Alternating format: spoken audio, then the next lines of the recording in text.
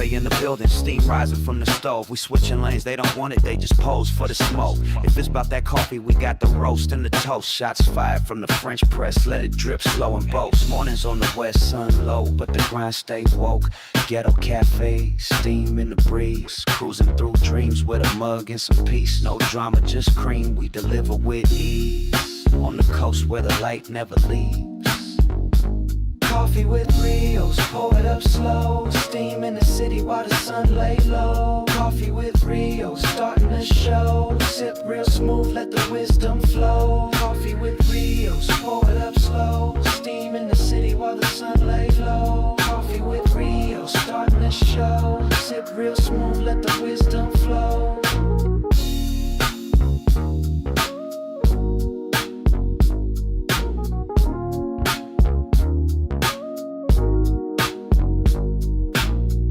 No drama, just cream, we deliver with ease. On the coast where the light never leaves. Coffee with Rios, pour it up slow. Steam in the city while the sun lay low. Coffee with Rios, starting the show. Sip real smooth, let the wisdom flow. Coffee with Rios, pour it up slow. Steam in the city while the sun lay low. Coffee with Rios, starting the show. Sip real smooth, let the wisdom flow. Coffee with Rios, pour it up slow. Steam in the city while the sun lay low. Coffee with Rios, starting the show. Sip real smooth, let the wisdom flow.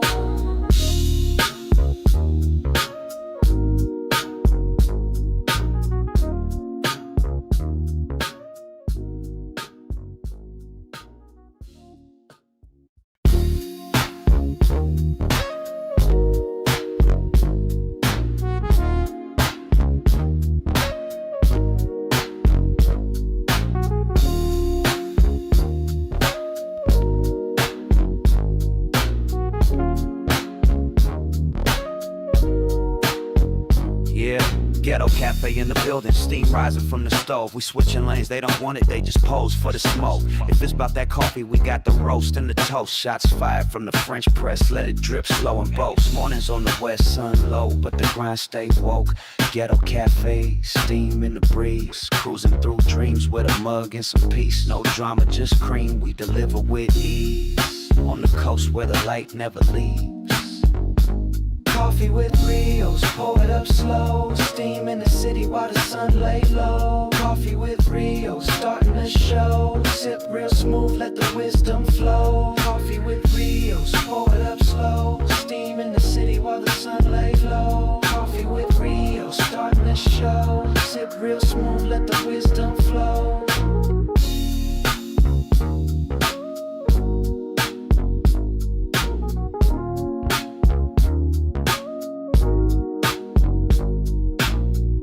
No drama, just cream, we deliver with ease. On the coast where the light never leaves. Coffee with Rios, pour it up slow. Steam in the city while the sun lay low. Coffee with Rios, starting the show. Sip real smooth, let the wisdom flow. Coffee with Rios, pour it up slow. Steam in the city while the sun lay low. Coffee with Rios, starting the show. Sip real smooth, let the wisdom flow. Coffee with Rios, pour it up slow. Steam in the city while the sun lay low. Coffee with Rios, starting the show. Sip real smooth, let the wisdom flow.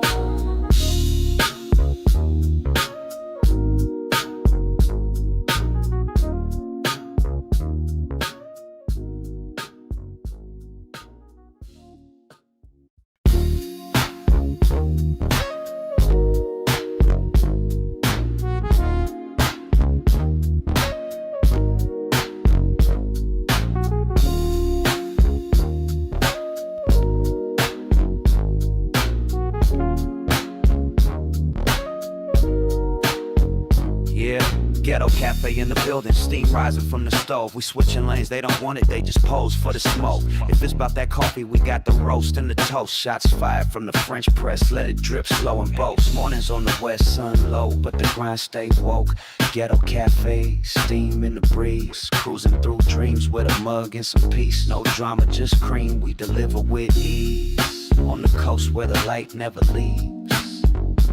Coffee with Rios, pour it up slow. Steam in the city while the sun lay low. Coffee with Rios, starting the show. Sip real smooth, let the wisdom flow. Coffee with Rios, pour it up slow. Steam in the city while the sun lay low. Coffee with Rios, starting the show. Sip real smooth, let the wisdom flow.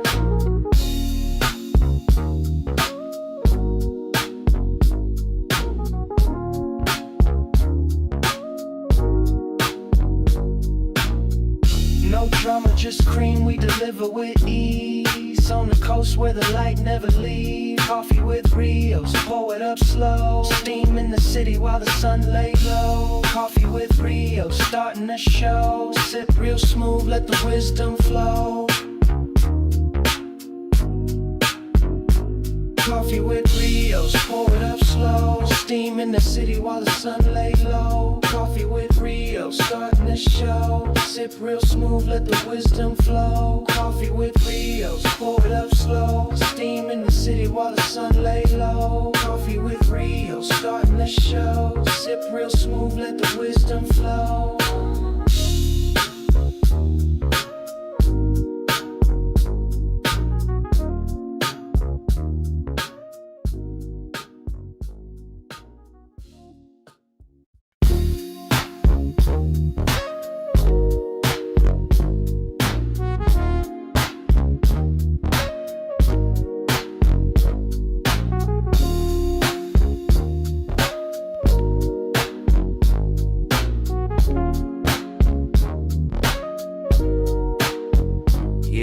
Ghetto Cafe in the building, steam rising from the stove. We switching lanes, they don't want it, they just pose for the smoke. If it's about that coffee, we got the roast and the toast. Shots fired from the French press, let it drip slow and boast. Mornings on the west, sun low, but the grind stay woke.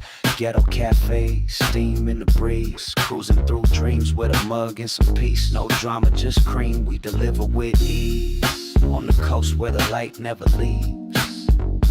Coffee with Rios, pour it up slow. Steam in the city while the sun lay low. Coffee with Rios, starting the show. Sip real smooth, let the wisdom flow. Coffee with Rios, pour it up slow. Steam in the city while the sun lay low. Coffee with Rios, starting the show. Sip real smooth, let the wisdom flow.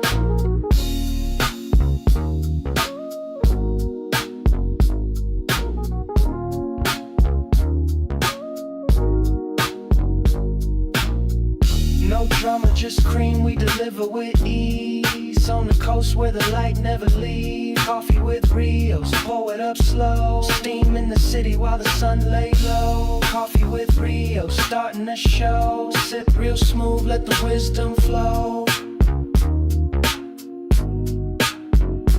Coffee with Rios, pour it up slow. Steam in the city while the sun lay low. Coffee with Rios, starting the show. Sip real smooth, let the wisdom flow. Coffee with Rios, pour it up slow. Steam in the city while the sun lay low. Coffee with Rios, starting the show. Sip real smooth, let the wisdom flow.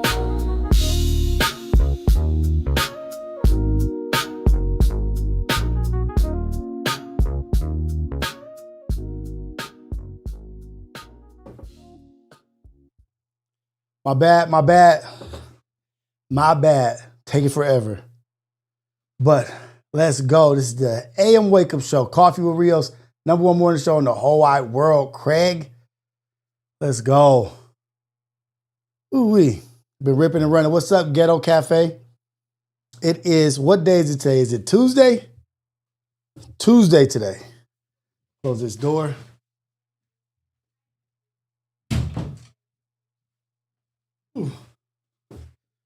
Ooh-wee. Man, getting these kids ready and getting to school and trying to get going, it'd be, woo, wearing the brother down. But let's give thanks to God for another day. Opportunity to be a blessing in somebody else's life. Opportunity to make a positive impact in somebody else's life. So let's keep that in mind. Let's go out here and be great people. Let's get this Tuesday. Let's go out here and have a great day. Be productive. go out and accomplish the goals we set for ourselves, put God first, and live a life of servitude. Bless somebody. Amen. Jesus' name, amen. I'm out of breath and shit, running around, putting the dog up. But what's going on with the Ghetto Cafe, man? What's going on with y'all, man? My kids running me wild. My dog running me low. Got this construction happening and contractors and trying to make things happen. Get here for y'all. Be here in the wake up show. Be of quality. Giving thanks to God. What's going on, man? What's on y'all mind? What's on y'all mind today? Because my message today is about protecting our children and the importance of protecting the youth. And the children, like Michael Jackson said, the children are our future, right? That's my message for today. That's the core message this morning. But before we get into it, what's going on with y'all? How is everybody doing? How is the Ghetto Cafe? What up to Fashe Green Screen? Hang me up and let's do some content. What's up with the Ghetto Cafe? Let's chop it up for a second. What's going on with y'all? How's everybody feeling? How's everybody's psyche? How's your spirit? How's your emotions? What's going on with us, man? How are we doing today?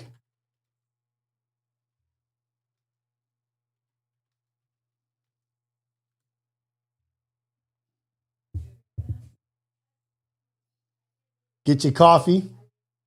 Get your tea. What's this cup? Let me overthink about it. Get your coffee, get your tea, get your juice, your smoothie.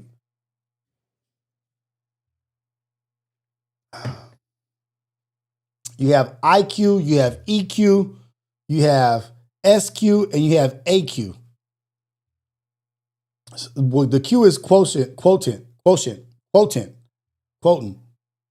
IQ, EQ, SQ, social, emotional, and adversity.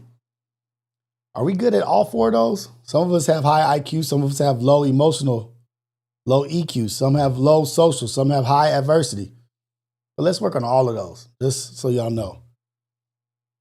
Blessed to see another day. Rent was late on the 5th. Oh, Sleepy Smack got the job. Let's go. Congratulations to you. Didn't even know you was on the job hunt. I must have missed it. But shout out to you, man. Shout out to every door that opens, right? Every door that opens, every opportunity that we get is a blessing, man. Make the most of it. Oh, you know what? I only got my banner up. I don't even know if I want my banner up. Where's it at? Boom. Let me see something. Hold on.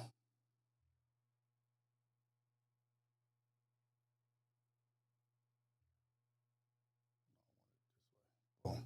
Okay, here we go. Why does it keep doing the adjusting the cut? I don't like that.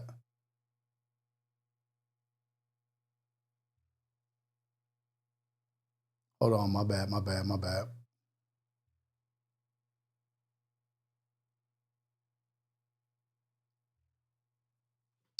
Let's go. Sleepy Smack, run that bag up. That's right. What up, Sunshine? What up, Ohio? That boy Ricky, Tafashe, Baby Poo Poo. Hey, you got a bakery opening up in Vegas? That's what's up, man. That's what's up. I got a cousin out there that's cold. She be catering, doing all kinds of bacon, desserts, all kinds of shit out there in Vegas. Vegas is a lot going on in Vegas. They building up. They're trying to make Vegas more of a family environment now. They're trying to make it more family friendly to attract more families to come to Vegas, because guess what? Vegas is about to have a lot of competition. Vegas is about to have a lot of competition with Saudi, because they about to turn they shit into the attraction of the whole world. And when I'm saying like they gonna be competing with Vegas, Vegas gonna have a lot of competition for world travelers and stuff. But to Saudi, they already got Dubai. But once they start building that shit up, that's why they're trying to make Vegas more family friendly, so they can attract more people. It's about to be crazy. But shout out to Vegas, man. Shout out to everything happening. The Vegas is also one of the only places where the rent has dropped significantly. Rent and mortgage has dropped significantly in Vegas. There's only a few places where rent has dropped as much as it has in Vegas on the outskirts. So if you look at to buy a place to live, Vegas shit has dropped. Let me see.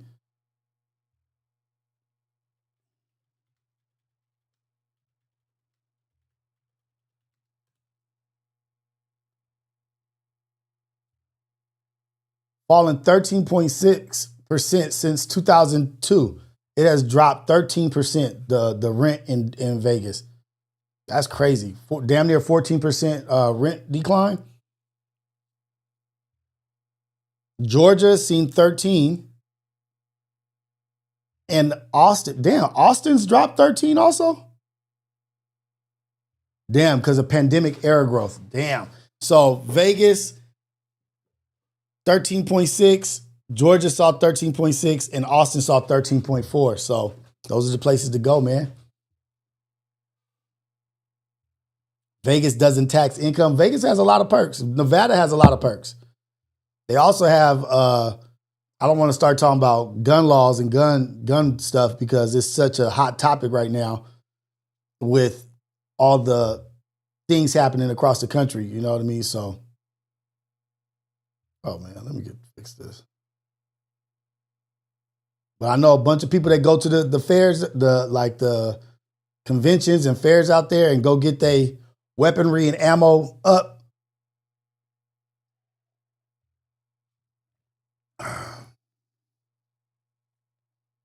Tafashe green screen. I don't know, man. I don't even know if that's really Tafashe. If it is, I gotta mod him up, man. I don't even know if that's really him. Is that really him?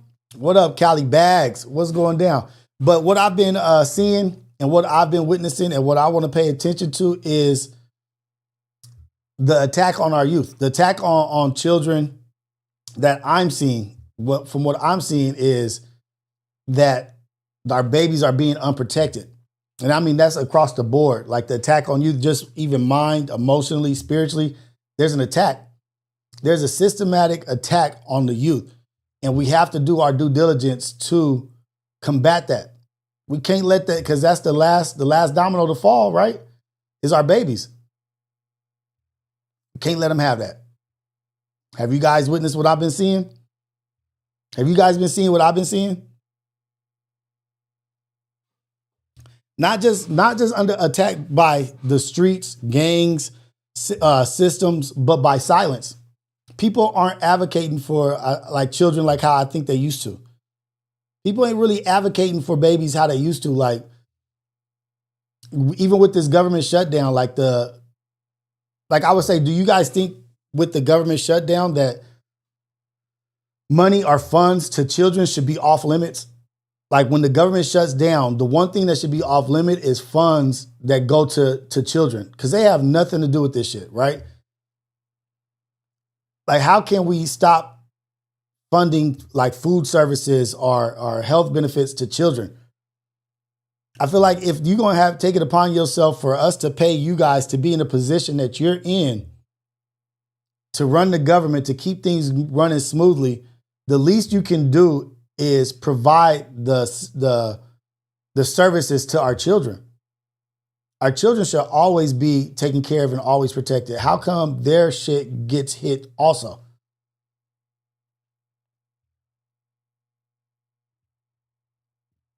We watch headlines of kids being handcuffed, 10-year-olds treated like criminals.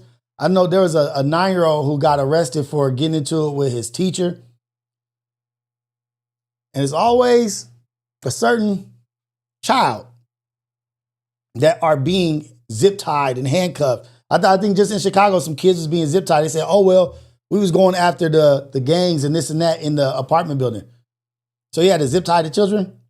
Like, what? It was like the humanity is disappearing. The humanity, once you stop seeing the human aspect of children, once people stop treating children like children, what's left? You see all this shit happening and I'm not just talking about our babies in particular here. I'm talking about across the world. Once you see babies in Gaza dying by the thousands, and nobody is there to protect them. Nobody is there to come to their aid. Children are starving. Children are being bombed. Children are being shot. And we, whether we like it or not, we are supporting that shit. How the hell do you stop funding to our children's services, but you're giving billions of dollars to Israel, to giving them tanks, giving them this, giving them that?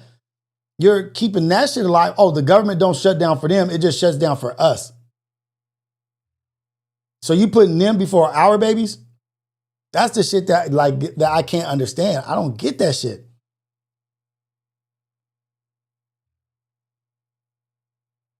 For a long time, it's a desensitization. It's a desensitization, but they desensitize, and it's the standard drops.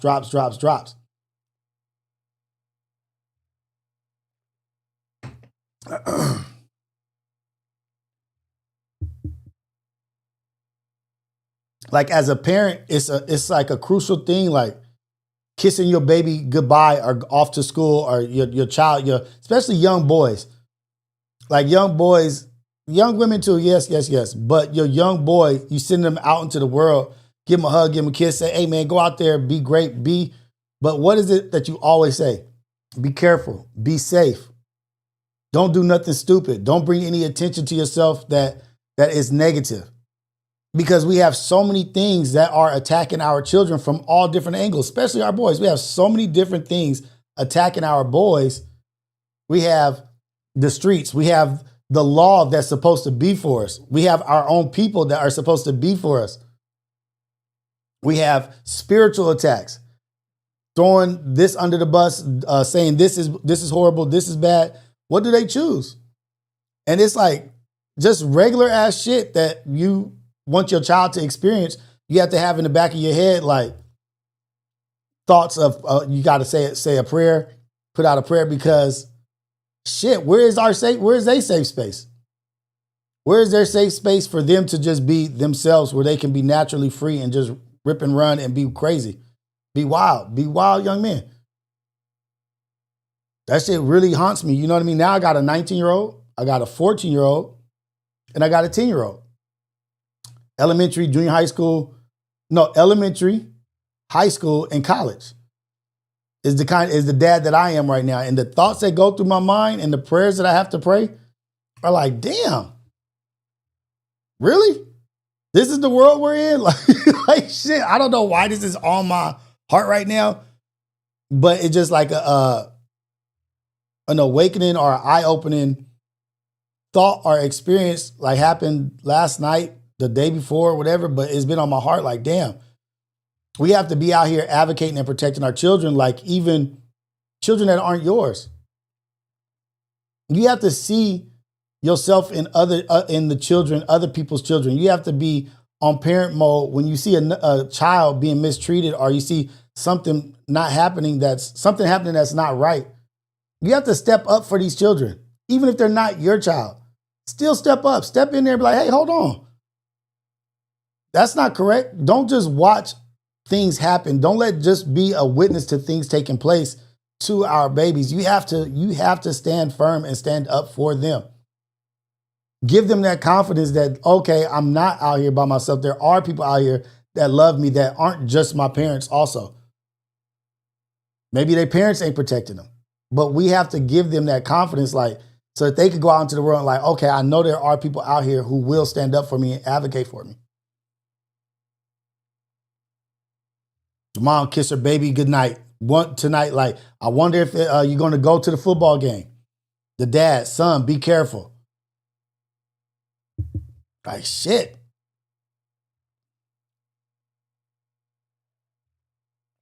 We see them as like these small, little, beautiful kids because we see them as children. We see them as babies, our babies. We see them as babies because they're ours. But out in the world, some people don't see them. A lot of people don't see them like that. You know who had a good post? Luck had a good post. I'm about to pull up one of Luck's posts because he had his nephews that he said, this is what they think I see them as, but this is what I actually see them as.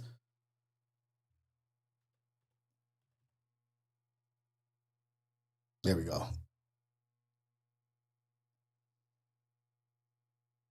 Let's see, where is that at? Here we go. How they think I see them? How I really see them. We see them as babies. Uh-oh.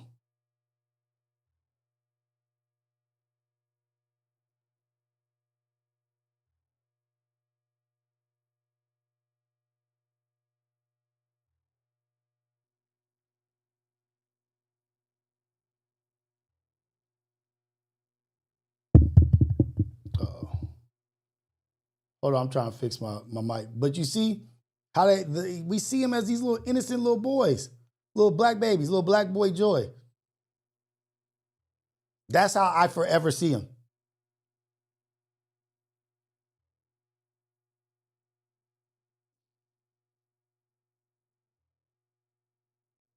I don't see them as my first thought of them is not a threat, not a danger. My first thought of them is not anything like that. My first thought is love. When I see our babies, is love.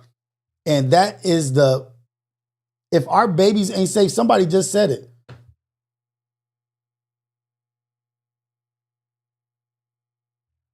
What up, Rios? I'm working on it. Ain't hard to tell by Nas. Boom. Wait, somebody just said it. Oh, baby girl Rios. Baby girl Rios. What up, baby girl Rios? If kids aren't safe outside, we all fail as a society, period. If our children ain't safe outside, we fail. We are a failed society. If our children are suffering or struggling, it's a failure. Isn't this government shutdown? Shouldn't that be looked at as a failure? Like, damn, y'all have one job. Y'all can't keep the government open. Y'all supposed to be the best of the best who we voted in. Y'all can't come to a common ground on anything. And at the bare minimum, keeping the damn government open. You can't do that. What are we paying for? What are we voting you in for? You guys can't come to some kind of agreements. You guys can't come to the table and even be cordial and get along. Y'all so divided. Why would society not be divided?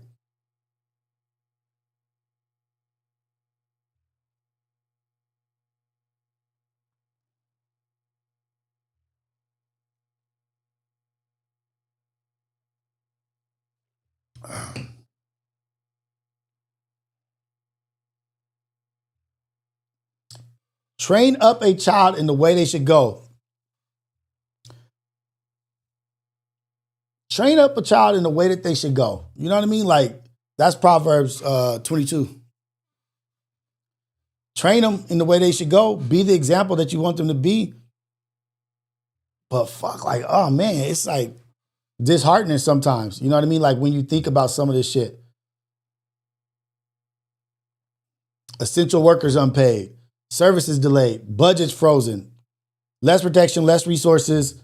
More pressure on families. Air traffic controllers without pay. Flight delay. But let's send shit over here to this country. Let's send billions over here. Let's send billions over here. Well, how long was the longest shutdown? I think was like 38 days was the longest shutdown.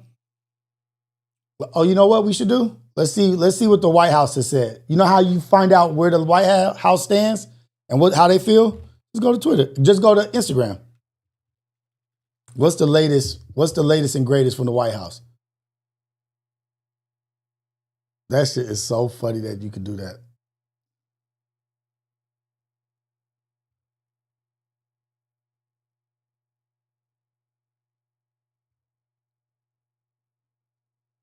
Only way the American government can reopen is if illegal aliens can get free health care.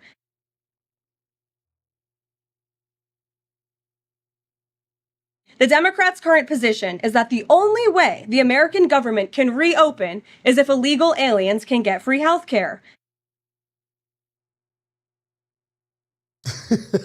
Fuck. Like, is that really what it is? Oh, they shut they shut the government down because they want illegal aliens to have health care. That's the only way they'll open the government. This whole shutdown is about illegal aliens.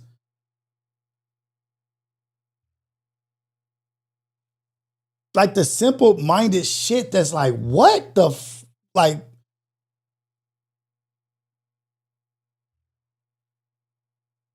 I don't know, man.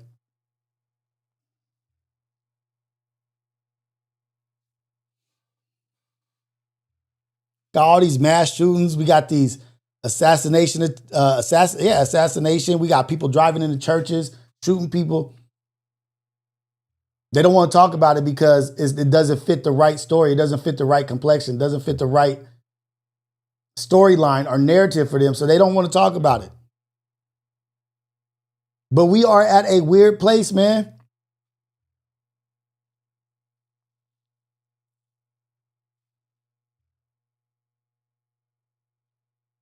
I feel y'all, man. I'm a parent just like a lot of y'all, man. If your child is scorned before they speak, I hear you. If they're judged before they walk down the sidewalk, I understand. Working 2 jobs, teaching life lessons, but the world still sees them as a threat. You're not failing. It's a war on our children. It's really a war on them, man. You win the youth, you win. You get the youth, you get them to follow your lead, you win. So 750 federal workers can be furloughed, possibly furloughed. 6 million mothers and children risk losing WIC, and 15 billion a week drained from the GDP for this shutdown.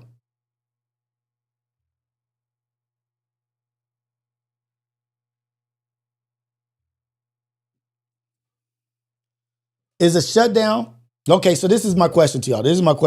Is a shutdown fiscal responsibility? Is it like a fiscal responsibility to shut down the government, or a form of like political hostage that punishes the poor? Is it a responsible thing or is it a punishment?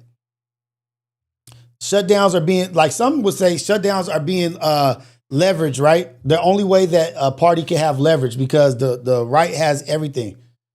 They have all 3 branches, right? So the only leverage that the Democrats have would be to do a shutdown, to not agree on something and have a government shutdown. That's the only leverage they have. Is that something that they should take advantage of? Because I was just talking the other day, like, hey, man, you got to start fighting dirty. You got to start. These cats don't have any rules or standards, and you're trying to operate this way. Should they be going this low? Both parties overspend. Both parties piling on debt. It's like not just one side. But how do you look at it? Like Ghetto Cafe, how do you look at it? When you hear the government shutdown, what's the first thought that goes through your head? Kenny, I already said that. I already said we still funding another country, still sending bulldozers, weaponry. So a shutdown, is it temporary pain to prevent permanent damage? Or is it cruel? Because some people, you like, hey, man, it's worth it. Some people going to have to suffer. Some people going to have to struggle to get what we need. Are you on the side of it's a necessary evil? It's a necessary plot to get what we need?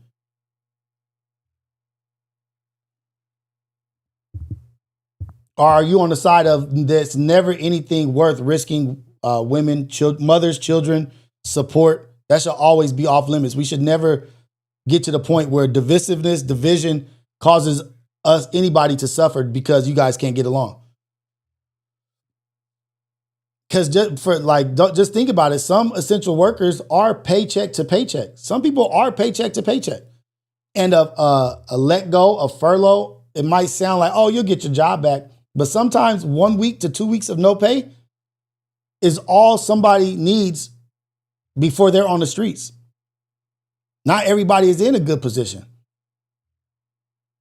Not everybody has funds or money put away to where they can carry themselves for a month.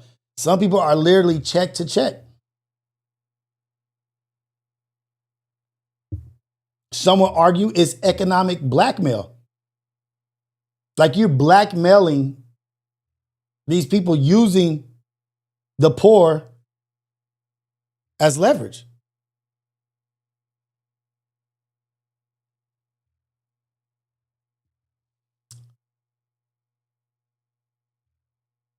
Unify to take care of our own cover down. Yeah, and exactly, Ohio. And you can't trust the administration to give them back pay. Some people are this close to being on the streets. We might think about it because we're in comfortable positions, or we might be in positions where we're not really, it don't affect us, like a furlough or a let go or any of that shit doesn't really affect us. We're healthy. We don't need the ACA. We don't need Affordable Care Act. We don't need that. Like, we're good. I don't have no medicine. I'm not prescribed nothing. I'm good. But that's us. There's plenty of people who are not. And do we take that shit into consideration?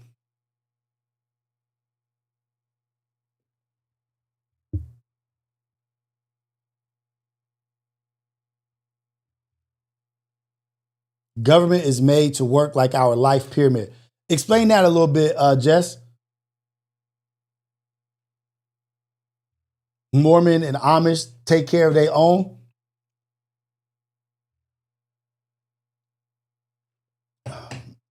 That's true. They're self-sufficient and independent. You know how the Mormons got there? You ever heard of Brigham Young? You ever heard of Brigham Young? Ooh-wee. Ooh-wee. They did some shit to get what they got. They did some stuff to get what they got. But like, people are trying to score political points at our demise, at our struggle, at our pain. That's why I was telling Manny and Fred, I was like, dude, how's this fool Jeffries going to go into the Oval Office and sit at that table with Trump 2028 right there and not make a stance against that, not make a stand against that? Like, I'm not saying be overly aggressive and yelling. I'm like, take the hat and be like, this is an atrocity. This is against such and such, such and such. Is that why you're trying to do martial law? You're trying to invade our cities so we're at a civil war so that you can have this? Is this what this is? This Trump 2028, is this about civil war? And through it, this is atrocity. This is against the Constitution. And you think it's funny to have that here disrespecting the Oval Office? I think taking a stance like that is what is needed. Stop being these passive ass weenies. Like, it's like you just keep seeing a bully. Like, I'm tired of seeing a bully beat somebody up. Like, damn, how many times you gonna let this cat hit you without punching him back? Damn, hit him back. Like your cousin that's like not a fighter. Everybody got a friend or a cousin that's not a fighter. And you're like, dude, how long you gonna let this cat hit you? You better punch him back. If you don't fight him, you fighting me. If you don't at least throw one punch or go after that person, you're gonna have to deal with us. When we get back home, you fighting with all the cousins is fighting in the backyard. We all had that friend or cousin that was just a very non-physical, but look, you can be that way. That's fine. But don't let somebody just keep beating the crap out of you. Yeah, okay. Now I'm gonna get at them. I'm gonna protect you. I'm gonna get at them. But when we get home, it's me and you. We going at it. I'm tired of seeing these just get beat up and come out and just chucking and jiving. You just coming out chucking and jiving? You happy with this? You cool with this shit?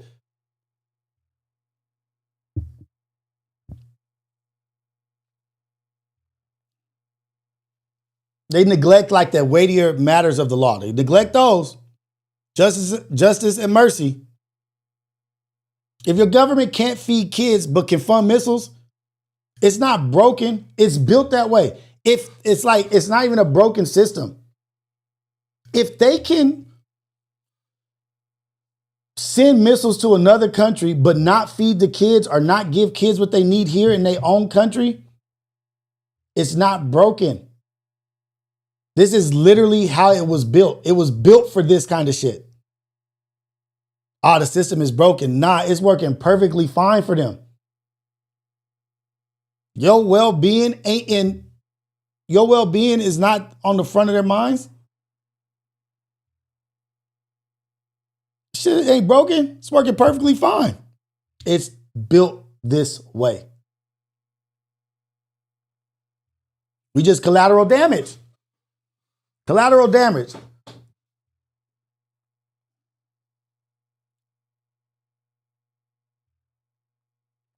And my stance is I just think that children's programs should never be a part of budget battles. Children programs, Head Start, WIC, programs like that should never be on the table or threatened to be taken away over budget battles and government shutdown. I think those things should be protected. That's just really my stance for what the whole thing with what I'm talking about is just, I think that those things should be off limits. You guys agree or you could disagree?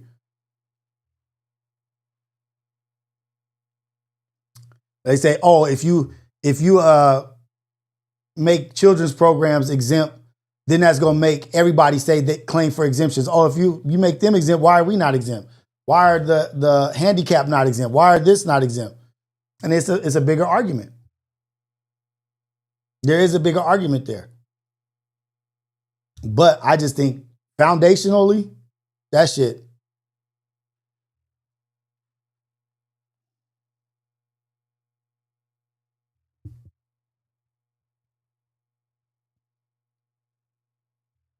What up, J802? What up, Hawk? Bushido Zay? Shoot, you thought it was punishment to be in Head Start? Man. Some people, it's a treasure. It's a gift to some people. Head Start is a gift. Some kids are looking forward to the meals at school. Some kids look at the school meals like, I ain't eating that shit. I ain't eating that crap. The school meals. But some kids, that is their nutrition. That is how they eat. That's their 2 meals. Is the breakfast and lunch. That's all they eating. Hot Cheetos, maybe when they get home and this and that. But because we're in better positions, we can't forget about the ones that are not. It's literally children who need this shit. And the WIC program. The WIC program was started by the Black Panther Party. Let me make sure I'm not tripping.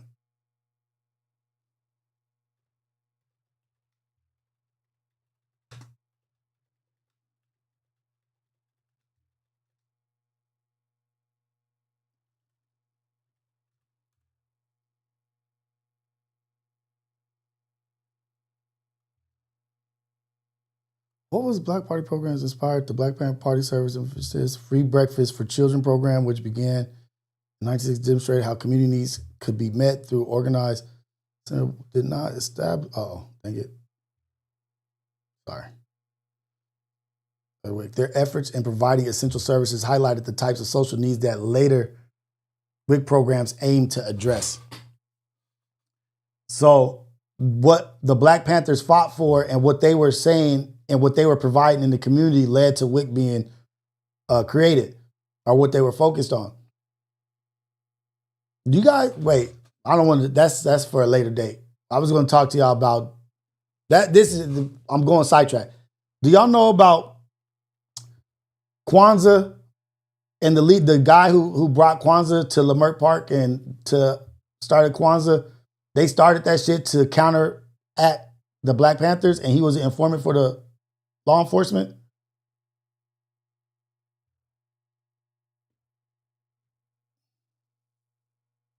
Oh, that's something we should watch, actually. That's something we should look at. I'm going to look that up. But Karanga, he started Kwanzaa, and it was really just a counter to Black Panther Party to take away from them and get information about, through the informant, get information about what was going on in the Black community. That shit was right here in Leimert Park, actually.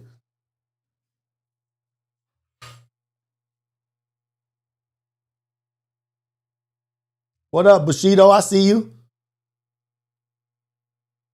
Oh, you know what? Let me see if I can put.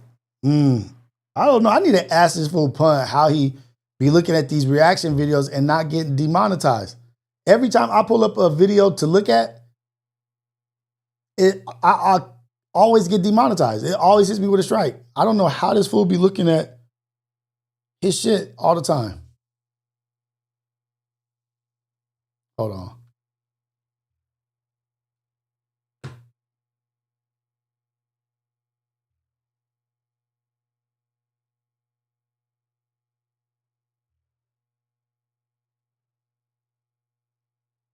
Let me see. Let me see my playlist. Hold on. I'm gonna do this just to see if I get demonetized for this.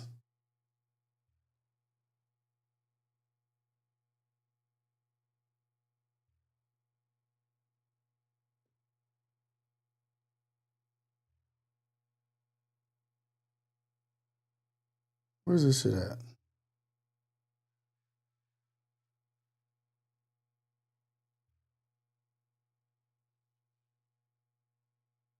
Dang it. Hold on.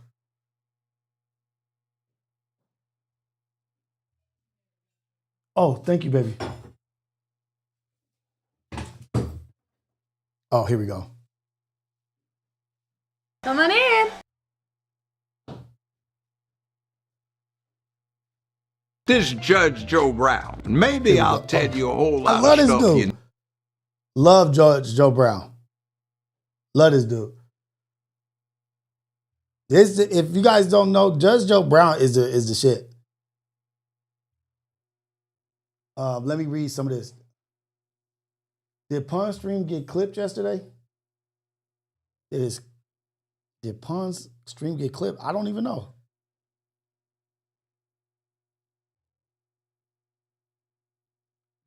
I don't know if his stream got clipped. What, his morning show? Or I don't know. No, he's doing it live on YouTube. He's going live on YouTube. I gotta hit him up. I just gotta ask him.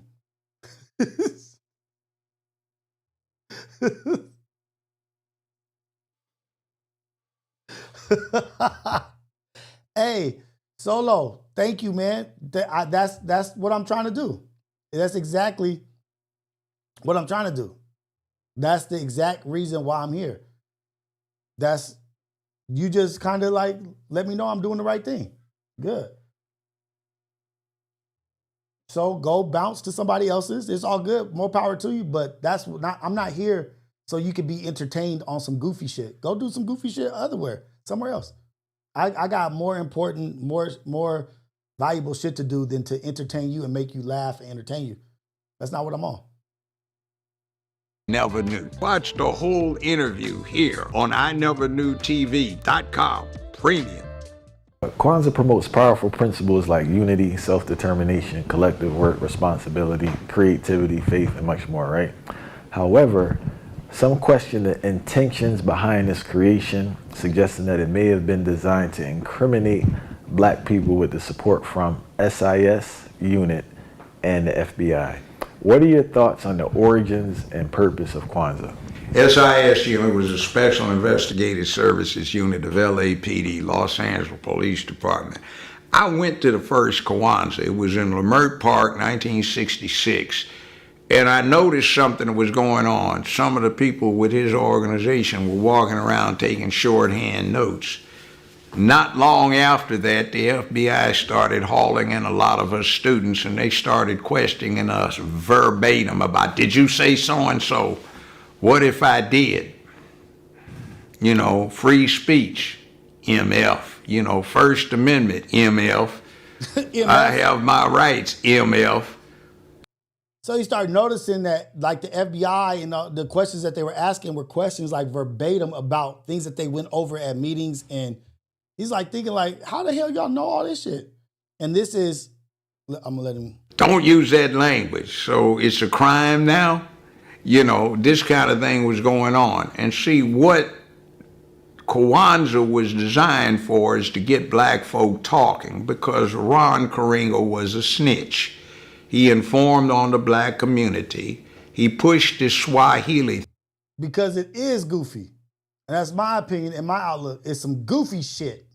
thing, and that's not even really an African language. Swahili is a pidgin language that the Arabs and the Dutch came up with, using some elements of Bantu so they could carry out in the mid to late 19th century the ivory trade on the east coast of Africa, and also the still continuing slave trade that was going on up until the beginning of the 20th century there. Ain't that a trip? I don't know if y'all know like how they be speaking Swahili. Savi, Sakitu, like in the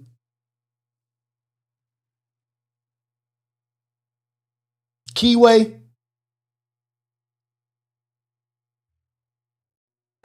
So it's unholy. And the first time I ran into the Maulana Ron Karinga, he was Ron Everett, and he was student body president at LA Community College. And he had a Jamaican accent instead of brothers, there's much that the black man has needs to know. House the Memphis, not at all necessary for you to trouble your heads, because I, Maulana, will teach you. Maulana, teach on that.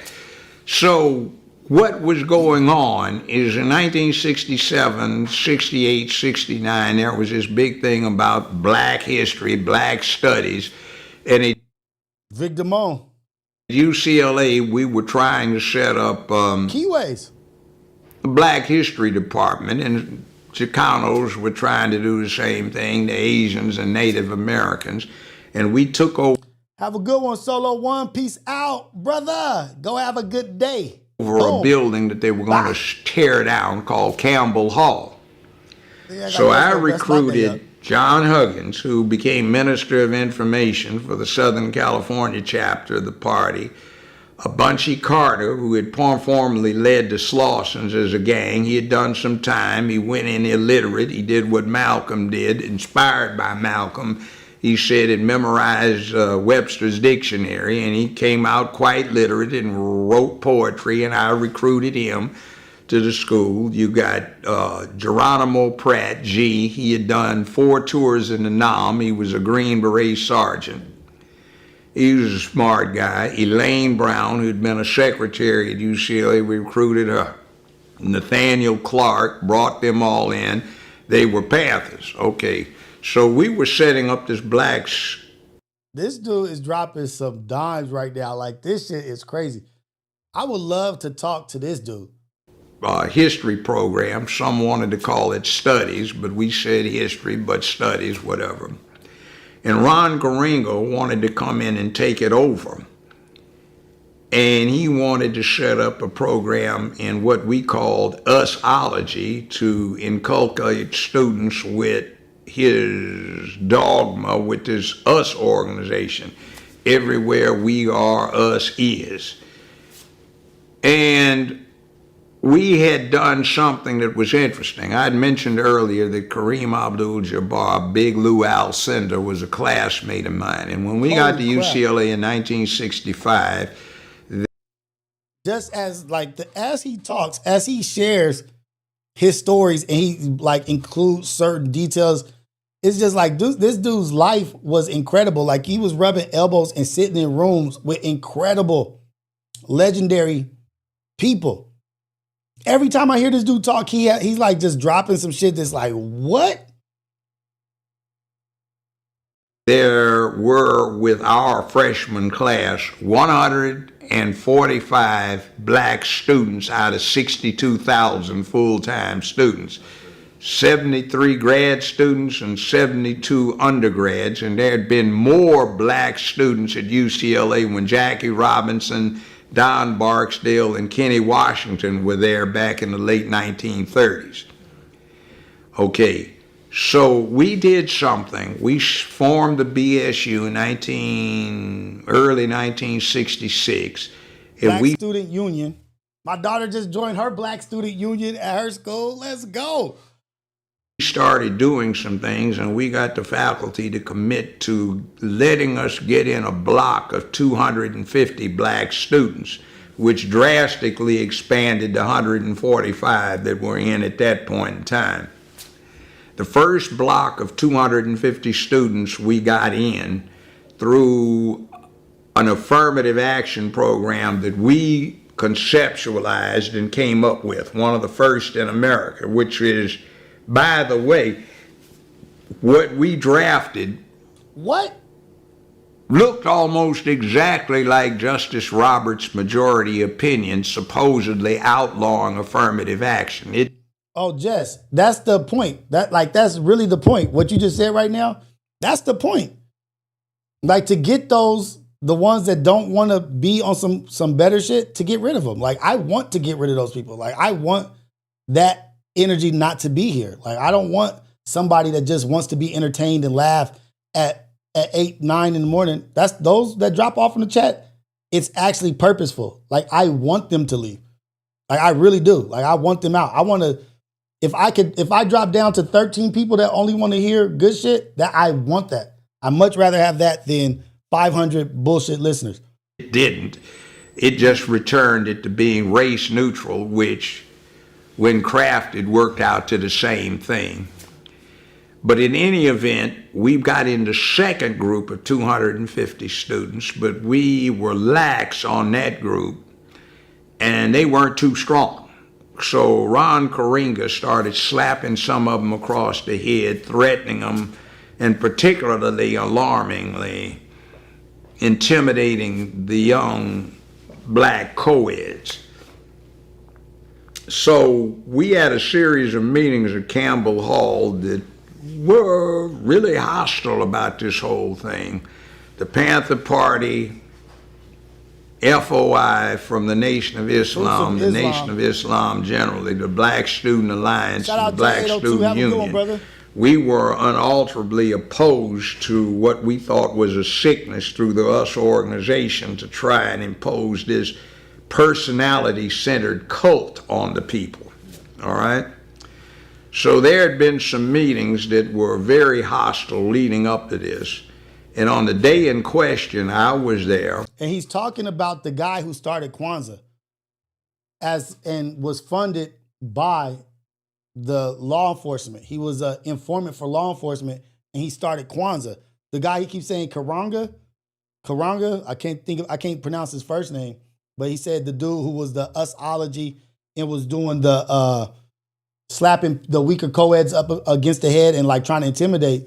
This is the dude who promoted Kwanzaa and was funded by law enforcement and was an informant for law enforcement. And the reason for, I don't want to say for 100% fact, but reason for the Kwanzaa and his organization that popped up was to counteract the Black Panther Party. And the fact that this dude was a part of it, this is like real information. And the meeting broke up. It was about high noon. There were 42 people left in the cafeteria that was still there at Campbell Hall. Elaine Brown and I had just walked out of the place, started upstairs, and myself and one other person, we had offices on the 3rd floor. Well, what was going on down there on the 1st floor, at the same time somebody kicked in the doorways, put 4 bullets in the back of my chair. And the same with the other guy. We heard it, we came down, Lane and I, and these 4 guys were running down the hallway, ran right in front of us as we came out the stairwell. They shot John Huggins, I could see set up, and he took a .357, fired 6 shots, hit one of these guys in the back of the shoulder, but he didn't slow down, they ran. God. He's telling this story like this is just some regular shit. He's telling this story like it's regular. Shout out to Sexy Nay. Shout out to Sexy Nay. And out.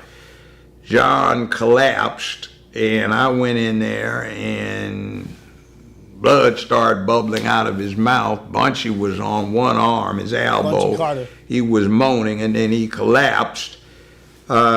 We got people out of the building, and shortly thereafter, the campus police hit the place, and then LAPD, and then interestingly enough, we had a black vice chancellor who was the acting chancellor of now almost 70,000 full-time students, and he was having a meeting with some visiting chancellors from Europe in the chancellor's lunch room, dining hall. And LAPD kicked in the door, stuck a shotgun in his chest, and marched him in handcuffs from the administration building over to Campbell Hall, and he got handcuffed to a chair like the rest of us did for almost 3 hours. And this is the Black Student Union, the BSU. Like, they had to start, like, we benefit, like, and this is the other thing, y'all. Like, we benefit from shit that they had to fight for. Like, they had to fight and be handcuffed and shot at and beat for BSU, for affirmative action to even get students, enough students to be in the Black Student Union. Like, the shit that they had to go through just for our basics that we have right now. Like, we'll go to a college and be like, I ain't doing the BSU. I ain't doing this or doing that. That they literally sacrificed and put their life on the line for these small things that we think are small and minute. But they had to do so much just to get these small things. That's why I like when people say, oh, y'all sitting out the fight or y'all not fighting the fight. Y'all not on the front line. Motherfucker, everything we've done has been on the front line. Every benefit of every person that is of color, we have fought for it. We've been there. You can't turn your lips up or point your finger at us for anything. For nothing. This is the Black Student Union shit at college that he's talking about. it was no question as to the identity of the suspect. The 42 witnesses, most of them knew the 4 assailants by name. Several people told LAPD where their mothers lived and where they could find them. So Johnny Cochran wound up representing one of them that got... Oh, Johnny Cochran, just Johnny Cochran. Hey, just Johnny Cochran, just, you know, he ended up representing one of them, you know, just good old Johnny.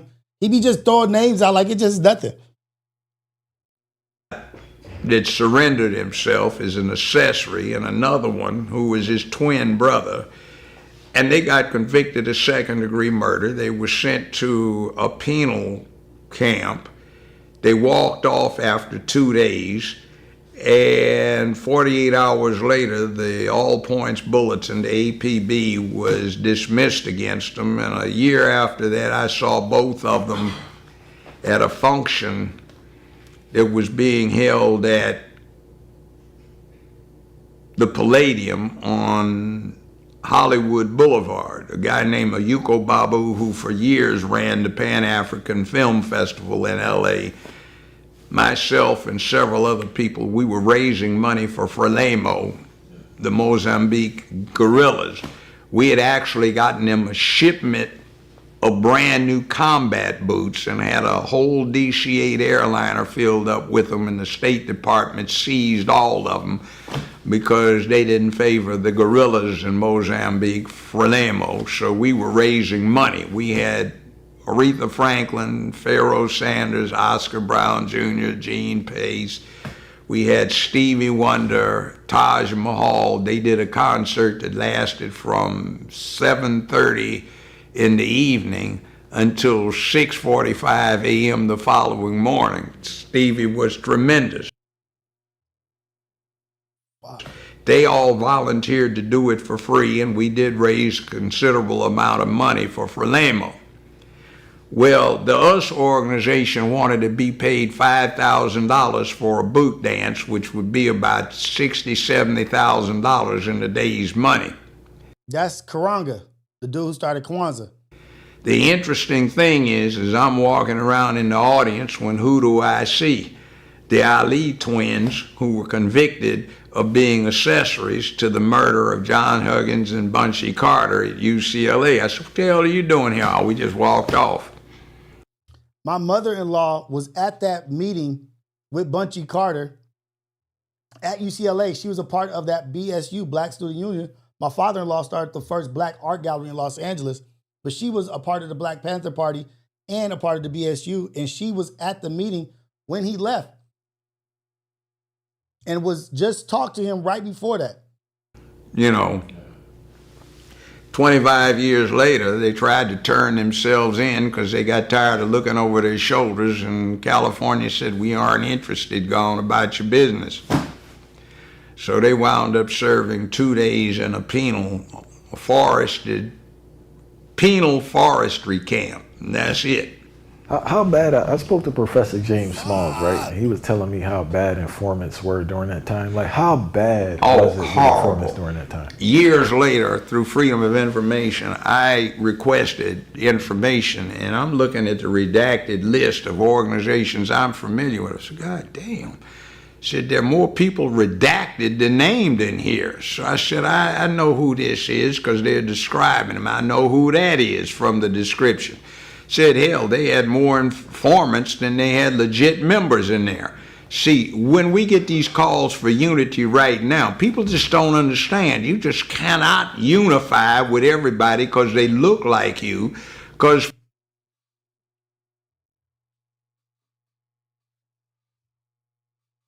Yes. You. Check them out. See who they are. Everybody ain't for it. Just because they fit the complexion. for a number of reasons. They got caught with drugs and they're trying to escape doing time. They've been stealing, writing bad checks. They're just snitches. They're trying to pimp the whole situation and they want to get out of it. You can't trust people. You can't unify with somebody without high peril when you're actually trying to do something to change the system, because the system's ruthless. Bolden, Abraham W. Bolden, was just trying to say, hey, this is wrong. These Secret Service people are being laggard here. There's high danger. So we're going to go jack him up because we don't want him informing on us or spilling the beans, so to speak. We don't like this, so we're going after these people because we look at them as a threat to what we're doing. It might be just misappropriating public funds because too many elected officials steal. It might be like Karenga upsetting this plan to take over and get colleges to teach usology, masquerading in his black studies. It might be Professor Crenshaw trying to get a hustle going to get tenure by coming up with CRT when actually what she's doing is damn near plagiarizing something that's from 1967, a black studies, black history program that some students and black faculty came up with years ago with a different purpose. All kinds of things are going on. So until somebody has demonstrated that you can trust them, there's no reason to. Now,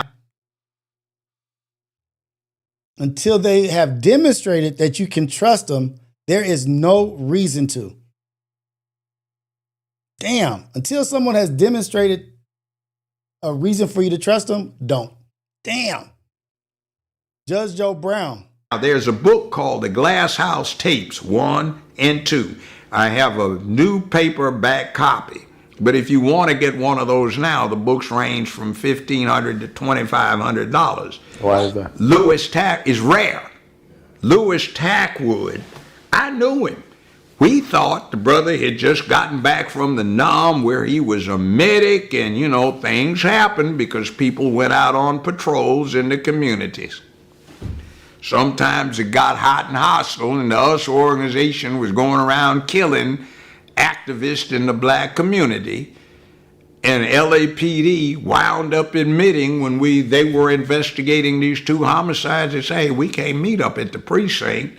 So we have to meet someplace else because people on our side are with these folk and they're telling them everything that's going on. Our lives are in danger and yours are in danger and everybody's in danger. And they wound up finding about 15 bodies buried on a rural property that US was controlling. And this is new. I did not know this. This part that he's talking about, I had no idea about this. 15 bodies?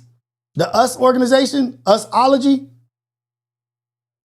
and some of my friends were those that were buried, that had turned up missing over the years. So it was a dangerous thing.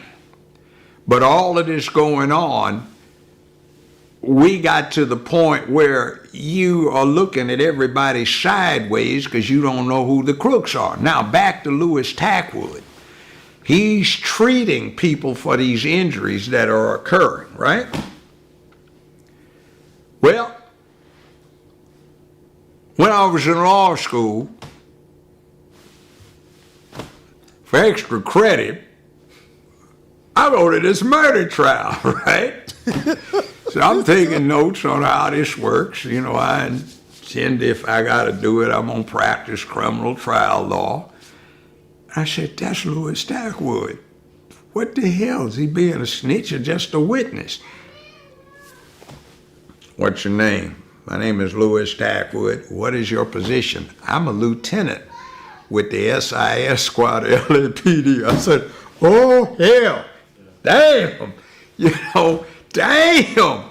Not an informant, not a snitch, but Lieutenant Tackwood. Oh, hell. But he didn't tell everything he knew. Now, in the book, it's interesting. Angela Davis, who was a personal friend of mine. Do you see how he just be dropping that in there? Angela Davis, who was a personal friend of mine. Angela Davis, GOAT, legend. She was a personal friend of mine. I was in class with Lou Alcindor, Kareem Abdul-Jabbar, man. Like, oh, this dude, we got, like, I love this dude. He details how Ronald Reagan was telling everybody when he was the governor that University of California was infiltrated with communists. The LA Times, which was a totally different kind of newspaper back then, said, BS, find one.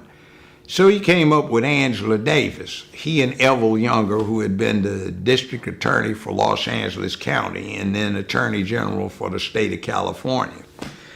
And people said, Angela Davis, oh, really? Well, she had been, let's see, she'd been a member of the Che Lumumba Club. Yeah, but she wasn't but a 17-year-old freshman. That's not being a communist. So Tackwood says, I got instructed to help set her up. Jess, why would you trust a content creator? Why would you trust anybody you can't even talk to or sit down with? Yeah, what point does that make? So he said, I got the burglary squad. We went and broke into her home and we took her 6 weapons and named them. I'd seen them. She'd shown them to me. I worked on one of them that needed repair, so I was familiar with them. I said, okay, he's not lying because he's talking about that. Yeah, okay. And he described what her place was like. I'd been over there, so I said, oh, hell, this dude, yeah, all right. So he talks about how he got this 15-year-old, and I was acquainted with this 15-year-old. He was a little unhinged, and he was the blood kin brother of one of the Soledad brothers that was up in Northern California in a penitentiary, and they'd had some disturbances up there, so they were going to put him on trial. Tackwood details how he wired this kid up and convinced him that everybody was depending upon him, and he got the van, Tackwood said, and he got the weapons from the LAPD burglary squad who had stolen them from Angela Davis, and he loaded up the van and told the kid that he had to pull this off. Everybody was dependent on him. He goes in there with the... Do y'all hear this? And this is why I say this shit is still happening to this day. Still. Convince this little slow 15-year-old boy to do this. No, you have to do this. Everybody is depending on you to do this. It is necessary. Guns, or some of the guns, and the guys there said, what the hell's going on?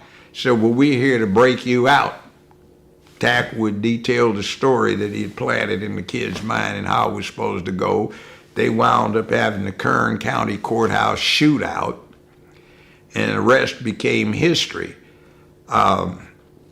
He details that. There's also a thing, there was a guy named Franco, I guess he was a captain for the Black Panther Party, but he also dabbled in a few drugs. So they wanted to get rid of him. So in the book he talks about, or in part 2, he talks about how they put him in a cell next to some drug dealers, high-level drug dealers, and he got to saying something, bitch so-and-so, he finked on me, you know, snitched on me. Who you talking about? Diggs. Franco Diggs. Yeah, that's him, no good so-and-so. He snitched on me. So he says they pulled off a scene of showing that he got roughed up and all this other stuff. Then they took him out, shoved him down the hallway. Said, then they dropped the charges on the 2 in the cell next to him who were the targets of his misinformation. And within a week, Franco Diggs was dead. Myself and some of the other activists, we went to the funeral. And it was bad what was going on, so people couldn't trust each other. And that's the point. Cause confusion, cause separation, cause division, cause chaos amongst them. So where they can't trust each other to say anything, trust his word, trust her word, pit them against each other. That's the tactic, cause chaos. So here is somebody that was always at everything, and you find out this guy wasn't just a snitch, he was a lieutenant with SIS unit. You see, you find out from dealing with Ron Karenga all of the treachery that he had been pulling off through the aegis of the US organization. He wound up doing a year in jail, 1 year, 1 day in jail. He got convicted of torturing some black women that he thought were trying to poison him. So, famous story. yeah, and then he gets out, and within a month, he's a tenured professor at the state university system. Yeah, what time is that? So when we had the first Million Man March, it was interesting that Minister Farrakhan called him up and said, Brother Ron Karenga, you know, there are a lot of hostilities, but in the interest of reconciliation and peace, we'll overlook that. You might want to come up and make some remarks to the people, which he did. See, but now he gets himself enshrined through this fake holiday of Kwanzaa that he makes up. This is what we really started watching it for. This is really why I pulled this up at first, was the Kwanzaa and Karanga and the counter to Black Panther Party in Swahili and all that stuff. Like, that's why I put up this. All that he's talking about is all great info. Relying upon a slave language. A pidgin language is not really an African language to facilitate a slave and ivory trade on the East African coast. And the whole enterprise came up as an opportunity to get better information from the black community to keep it down. See, interestingly enough, we had the Watts Uprising, aka the Watts Riot, in August 1965. I'm gonna tell you a quick story. I'm ready. I'm gonna tell you a little quick story. I'm all ears, Judge Joe Brown, I'm all ears. Talk about whatever the hell you want to talk about. I will spend 48 hours listening to this kind of talk and experience from one of our elders. This is the conversations, and this is the shit we need to be hearing. God, dog, his experience in his life. I got a little bit of a story for you. I got chills. Let's go. I want to hear the story. What is it, Judge? My first real girlfriend lived very closely proximate to where the stuff broke out. She lived on 116th Street, okay? And I was waiting on her to get back, and her mother asked me to run to the corner store, walking distance, get something, loaf of bread, carton of milk, stuff like that. So I do that, and I come out. Where you from, man? I said, I'm independent. That's all right. And I just stood out there and watched. Where you from, man? Bobtown. You good? Where you from? De La Soul. You good? Where you from? De La Soul. Where you from? Dale Viking. Make your run, man. Bam, bam, bam. Fired some caps at him. Damn. Well, we had the Watts Uprising, and about a month after that, this guy's still out there. He just hangs on the corner, literally. Same guy walked by. He said, "Hey, man." Dude said, "What you want, man?" He said, "I want to apologize, man. I didn't know what I was doing, man." He said, "I didn't mean to do that, man. Pop them caps on you, man." He just said, "That was just stupid, man." And then he said, "Yeah, man, all right.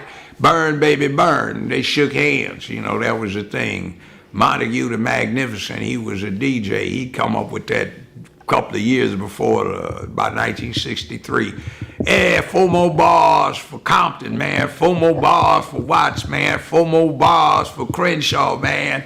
Burn, baby, burn." So that got adopted as the saying. But you see, those kind of things were going on. So what wound up happening What's up, sickle cell soldier? is people started taking control of their lives and destinies. They ran LAPD out of South Central LA. It wasn't called that then.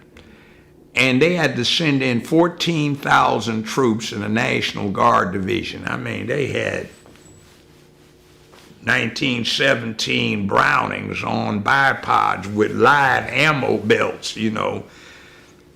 Clank, clank, clank. "Oh, you know, I have a pass from Captain or Colonel so-and-so to help deliver food. Okay, I'm holding it between my 2 knuckles. It looks legit. All right, go on. Thank you. So can you give me here, take this." So they had little flags you could tie to your radio antenna, you know, official business. So you didn't get shot. They had, the freeway system was used as barricades. They had machine guns set up so you could cover this and cover that. They locked it down, but the people had run LAPD out of there. And the interesting thing is in the 2 years after the riots, we only had 2 black-on-black killings. And that was girlfriend or wife shot husband or boyfriend by some jealousy. I guess you can't stop that. There were no robberies, no rapes, no burglaries, no assaults. It was peaceful, and when LAPD came in there, they rode 6 deep and looked straight ahead, didn't look at anybody. But they put a stop to that by infiltrating all of the community organizations and activities so nobody could trust anybody, and it just quickly went downhill. The gangs were rampant. April, May, June, July, 1965, September, October, November thereafter, there were no gangs. No need. And we took it as slum clearance. You burnt down all of the dilapidated buildings. They stood out in front of Jewish businesses, Asian businesses. If they treated you okay and said, this guy's okay, this guy's not. So they had massive slum clearance. They cleaned up everything, started building new structures, had organizations, had self-help things, cooperatives that were developed. That was 66, 67. They had the first Watts Festival. 66, there was a lot of community spirit, but by 1969, people had been that rapidly disillusioned because of the infiltration, the snitches, and all of the rest of it. And I was helping to run a playground, and I started seeing something which was happening late 1960s, 69, and then when I started substitute teaching in school, 71, 72, what you wound up getting was the gangs started resurfacing, and they started having vice lords, Crips, Bloods, gangster disciples instead of Slausons, Dale Vikings, businessmen, Bobtown, De La Soul, like they'd had before. As a matter of fact, on the playground I was with, we had a very interesting 14-year-old who was a brilliant kid, and he used to work for us. And we had a 12-year-old that was a volunteer. The 12-year-old became the singer Barry White, and the 14... You see what I mean? The 12-year-old was Barry White that volunteered for him. He just be dropping shit like it's just nothing. Like, yeah, the 12-year-old, Barry White, and who was the 14-year-old? 14-year-old that was working for us became Tookie Williams, who helped form the Crips out there. Now, it was kind of foul what happened to him. Tookie Williams, 14, was working with, like, what? Judge Joe Brown, man. Schwarzenegger should have commuted his sentence to life in the penitentiary because Tookie wrote 6 books for children that got acclaimed, and he was trying to spread to the kids what we were trying to spread to him. We tried to get him out of the hood, but his mama still wanted that check, so she wouldn't let him, so he couldn't get out of the swamp, so he just became the baddest alligator in the swamp. Now, reason Arnold Schwarzenegger didn't pardon him, Tookie was an embarrassment because they both used to work out at Gold's Gym in Santa Monica. So how's the governor going to explain that he used to spot for or get spotted by somebody's on death row? So he's the last person executed on California's death row. Interestingly, I have a little updated story. About 2 years ago on Tate Street, it is probably one of the most dangerous places in Memphis, but they have community who is now patrolling that area to keep it safe and orderly like we once did out in South Central back in the mid-60s. Well, on this particular day, people said, Judge, you can't go down there. Them young gangsters down there. So I walked down there anyway. And I looked at it as, hey, they can work for me, you know. I'm the village chieftain. These are the young warriors in the village. So it turned out to be Crips. So I said, let me shake your hand. So I started getting these little weak handshakes that a 9-year-old girl would be embarrassed. Man, what's wrong with you, man? Shake my hand.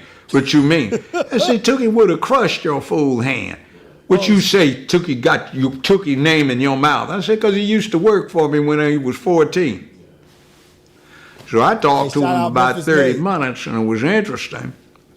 I started talking to him about manhood. Damn, man, the light just went on. You know, they were dead in it. And then I left, and then I got some interesting information. The next day, they shot somebody in the head twice, standing 10 feet from where I was talking to him. See, in other words, we're the most violent thing on this planet. So that's ordinary human condition. So you have to harness that and give it a purpose and a cause. And what I found when I was on the criminal bench and when I was... Whoa. Thank you, Judge Joe Brown, man. Thank you for that. That ended up being a little bit way more than what I thought it was going to be. I really pulled it up for the Karanga and Kwanzaa and why he started and him being an informant and about the snitches and the informants that had infiltrated these organizations and these positive movements that were moving forward in the community at these campuses, the Black Student Union, this and that. And why is it that it was such a threat? It was such a threat that they had to tear it down. People coming together to feed, to be on some positive stuff. And once they corrupted it and destroyed it, what did they put out after it? What came after it? Violence, negativity, attack, drugs, this. They saw it coming together and said, nope, infiltrate that with their own people. They said it was more informants than members. They said there were so many informants like that was redacted. Damn, I really appreciate Judge Joe Brown and the shit that he be talking about. I'm gonna pull up, not right now, but at one point I'm gonna pull up some Dick Gregory interviews because he has great interviews as well. But Judge Joe Brown is Dick Gregory still here? No, he's gone. I think Dick Gregory passed away. Let me see. Judge Joe Brown is still alive.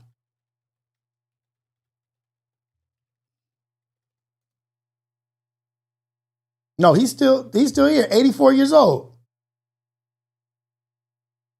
No, died at 84 years old, August 19th, 2017, Dick Gregory passed away. But he also has amazing interviews and just speaks that truth and unapologetically is himself and checks people and this and that and like, nah, let me tell you what it is. But Judge Joe Brown is still here. He's still here, still spitting knowledge and dimes and gems. So I appreciate that shit, like, because the stuff that he was involved with and that he was around speaks to the importance of why he fights and why he talks about the shit that he talks about. His Kamala Harris interview, that shit was crucial. Crucial. I think that was one of the major things that also affected her was like, well, he was saying, but he was speaking to the truth. But the fact that Bunchy Carter, he was there when Bunchy Carter got shot at UCLA at the Black Student Union. The first affirmative action Black Student Union shit, he was a part of it. My mother-in-law was there. My mother-in-law's sister was there. They were all a part of that shit. My father-in-law started the first Black art gallery, the Brockman Gallery in Los Angeles, because they wouldn't promote Black art. But then white people would come in and they said the Black art was too radical. But then white people would come in and take their ideas and basically carbon copy what the Black artists were doing and sell it for so much money and be recognized for this. And this is amazing. And my father-in-law would show that in Leimert Park. Him and his brother, Alonzo Davis, Dale Davis, Brockman Gallery. And now all that art, they are wanting to buy that shit up hand over foot right now. They are trying to get all that art from my father-in-law, get the stories. My father-in-law has art on tour right now across America. He was just at Whitney in New York. Now he's about to do some shit at LACMA for him. He's got art in LACMA. They're about to open a Brockman Gallery exhibit at LACMA. And they buying that shit. They trying to buy that shit up. They offering millions and millions of dollars for pieces of art that they shitted on and disrespected, but now they want it. And they were all a part of the shit that he's talking about. They were all ingrained in all that shit. And that's what made the art even stronger and more soul and more pain and more life into the art. It was a lot of life put in there because they were going through some real shit. The Watts, my father-in-law's brother, Alonzo, he just had passed away. He had his wake at the Watts Towers. They did some shit for him at the Watts Towers because of the effects and the things that they were doing in the community and the impact that they had. I really want to do a reality check with my father-in-law. I've never asked him, I haven't presented it, but they have stories that are crazy. They literally put in the work for shit that we just look over and just, that ain't shit. That ain't nothing. That shit don't even matter. Don't matter. What? Boom. Damn. I love sitting down with people like that. And then when I have conversations with my father-in-law, and when he feels like speaking, like when he's just like in a talkative mood, can talk for hours. Can literally talk for hours about stuff. And then just the other day, I just find out that Bill Cosby bought his art and had it on the Cosby Show. He never even told me that. This dude, you would never know he is who he is. And he didn't even tell me that. I just happened to be reading an article and see that Bill Cosby's talking about these two brothers that was in Los Angeles with their art gallery and how he used to go into Leimert Park and go over here and buy art. And he wanted to buy art from people that had a story. And he said these two brothers needed to be represented. So I had their art hanging all over the set of the Cosby Show. Barack Obama bought a print, and gifted it to Chris Paul with the handwritten letter. His Brockman Gallery won Art Basel just 2 years ago. But these older folks, these older people that have these stories, you guys, we were talking about earlier today in the live. We're talking about advocating and protecting our children and protecting the youth. Protect the youth, protect them. Advocate for them because they're so damn important. The children are the future, right? influence in social media is important because they're trying to get the youth. They're trying to get them. But we also have to spend time with our elders and listen to these stories and listen to the shit that they fought for, the sacrifices that they made for us. And I'm not just talking about me or him, black, brown, for the sacrifices they made for everybody. They made those sacrifices for everybody to have these things that we take for granted.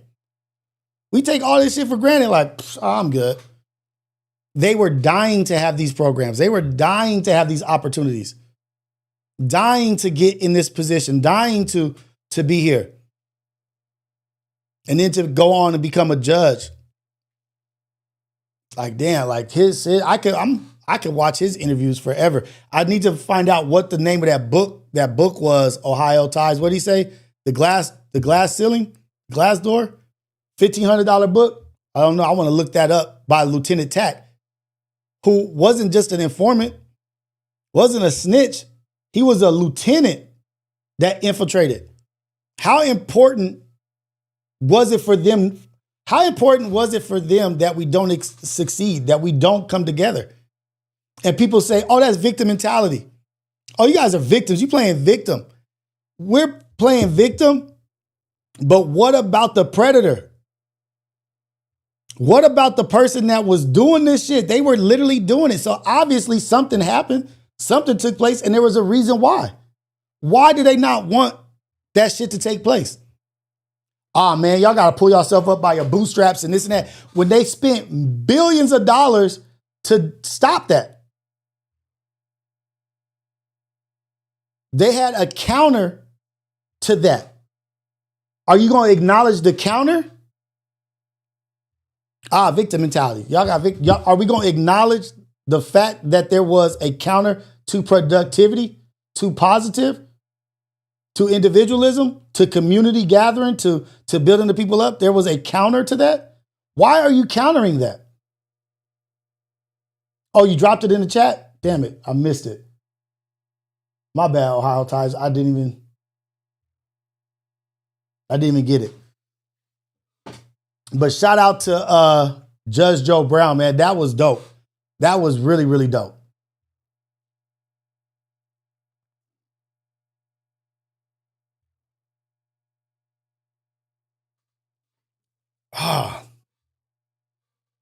It makes you appreciate certain shit. It makes you appreciate certain things that you may just bypass and just think of it as just like, oh, that's minute. That's not nothing major. But when you realize like the sacrifice that some of our elders, our ancestors, of what they went through to get there. Like right now, you got Americans, you got people calling Bad Bunny not American, saying he's not American because he speaks Spanish and he's from Puerto Rico. They think he's not American. They say he's not American. Why is he performing here?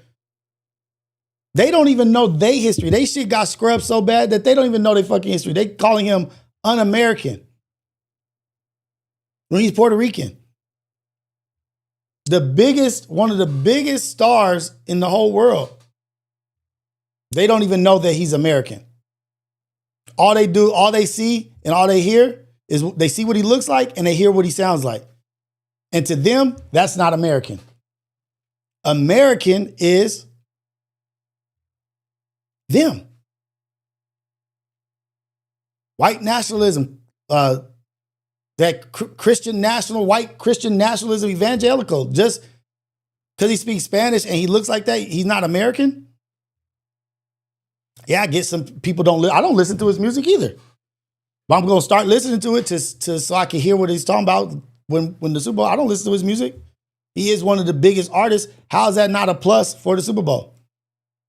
It's probably, I don't know, it's probably going to be one of the biggest Super Bowls ever. What that halftime show that's watched. It's the counter that you guys have to pay attention to. Pay attention to the counter. What are they countering? You can't counter something if that doesn't exist. You can't counter a straight right if the straight right was never thrown. So they're acknowledging that there is something there. Right now, Turning Point, what is it, Turning Point? What is Charlie Kirk shit? Turning Point is scheduling a concert to go on that's strictly Christian, strictly nationalism to happen during the Super Bowl to counter what he's got going on. Bad Bunny, who's an American citizen, who doesn't agree with ICE and the way they're treating people. Does that make him not American? You can't have an opinion? So you mean to tell me I can't have an opinion about the way things are done in my country? Turning Point.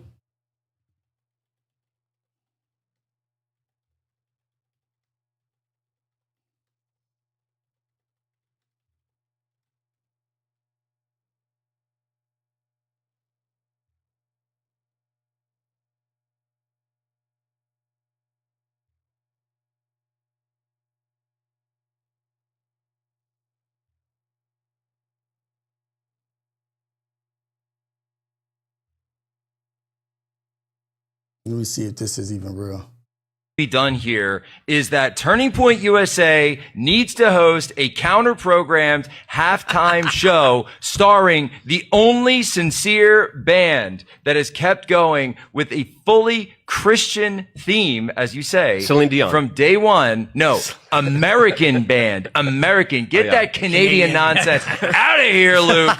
I'm talking about Creed, I'm talking about Scott Stapp, I'm talking about taking this entire country higher to a place with golden streets. You know, Where blind men see. you guys talk about that. Men see. I think on your show today, on Charlie's show, when you guys were So Tim, in all seriousness, that clip has gone mega viral. Did you tweet it? I did. It's a tweet good it. idea. Andrew tweeted it out as the official spokesman of Turning Point. And now the media, there has been a frenzy of media requests as well as sponsors and donors and all sorts of people and other artists, Christian artists. It's got 1.6 million. Yeah, 1.6 million views. And no, I had no authorization whatsoever to start talking about It's got to this. happen, man. And now it's like, I think Turning do Point's you the place do it for concerts. Do you do it at the same time as the official halftime show? yes. Same time as the official show, yes. So we could watch football and then change the channel, watch Creed. Well, and then change we back. do a live stream or maybe do Yeah. a partnership with one of the channels that I'm Talk not to Sinclair, maybe. I am not saying that there have been conversations about this earlier today in this building, but it seems to have taken on to me what must. That's one of the people that's on Charlie Kirk's podcast with his wife, who super questionable. History, super questionable. Charlie Kirk's history, super questionable. Met in Israel, on pilgrimage, whatever.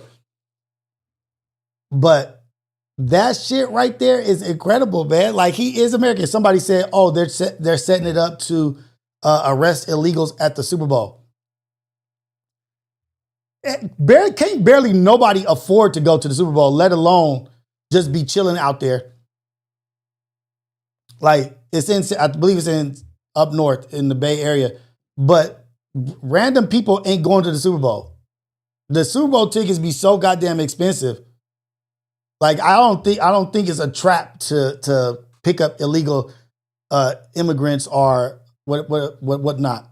I don't think that's an ICE movement that would be the last place where you're gonna get a massive amount of illegals. That expensive ass shit is barely. Regular people can't go. Regular people like me ain't affording that shit. So they ain't gonna be there.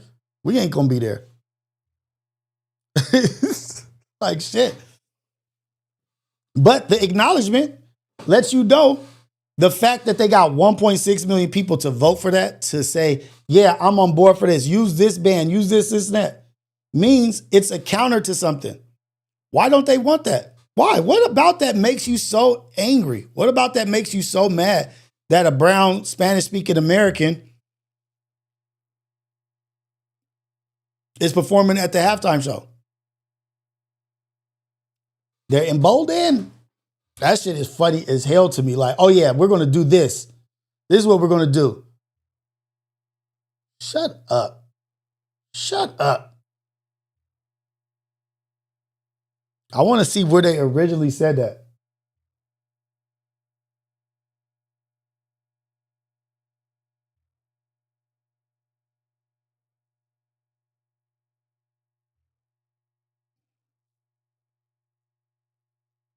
Turning Point is thinking about doing a halftime show while Bad Funny is up performing Bad Funny. well, quinceañera music. What? That Bad Bunny is going to be up there performing his satanic ritual music, and then Turning Points is going to bring on a Christian rock band and play them on another channel that real Americans can go to and listen to, so we don't have to watch that during the Super Bowl halftime show.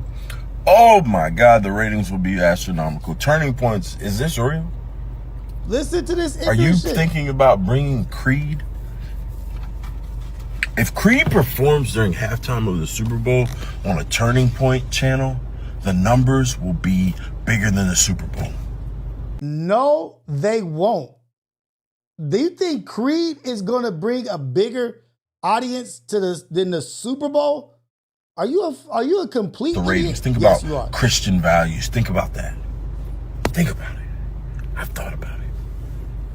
So you mean Idiot. Creed.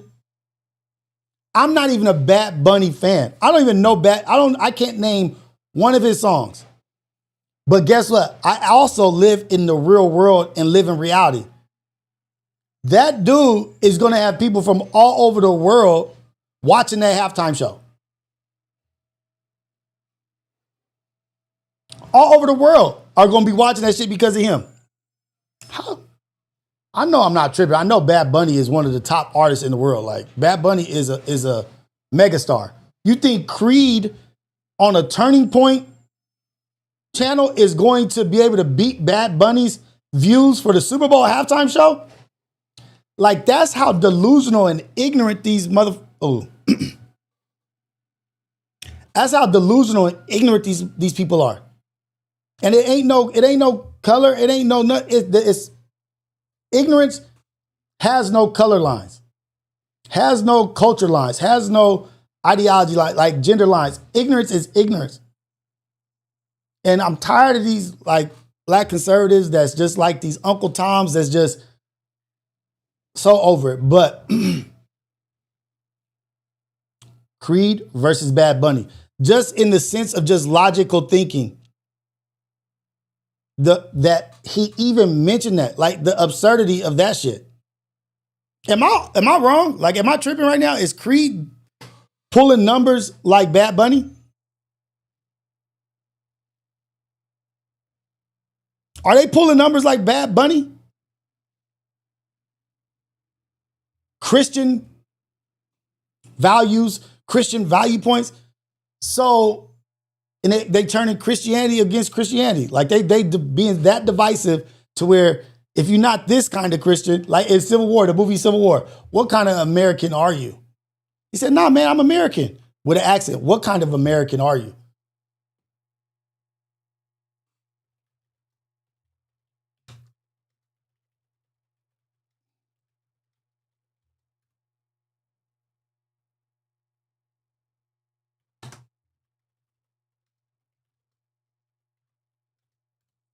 I don't know, man. Am I super tripping?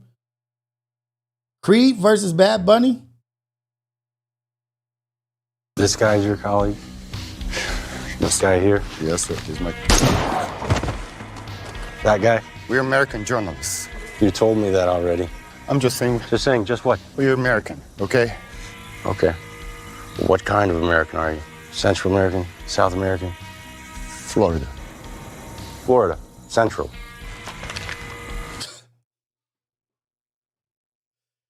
What kind of Florida?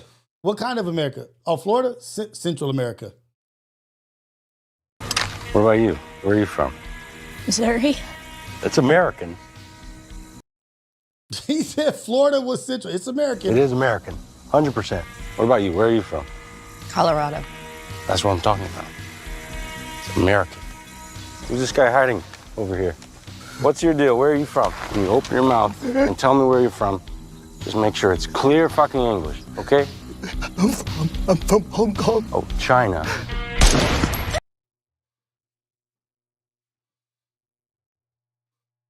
What kind of American are you? What kind of Christian are you? Are you the crazy? Are you this? Are you that? What kind? What are you? Categorized, entitled. You're going to be categorized, entitled to be accepted into whatever it is that they got going on, man. Be careful. They out here. They showing their ass right now. Everybody's showing their ass right now.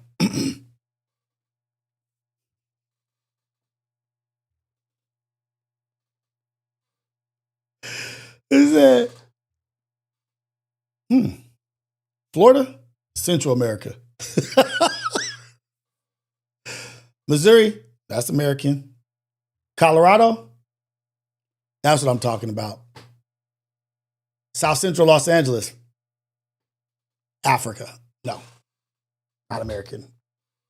Michelle J, that's Civil War. It came out in 2024. 2024. Civil War. What kind of Christian are you?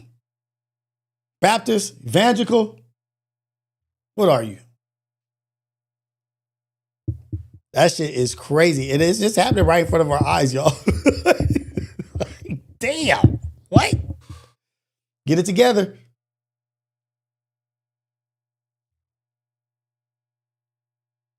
It's so crazy. But was I wrong? Hold on. I didn't know if anybody called me out yet. Was I wrong about Creed can't compete with Bad Bunny, or is Creed do like some crazy, or is Creed like some crazy number?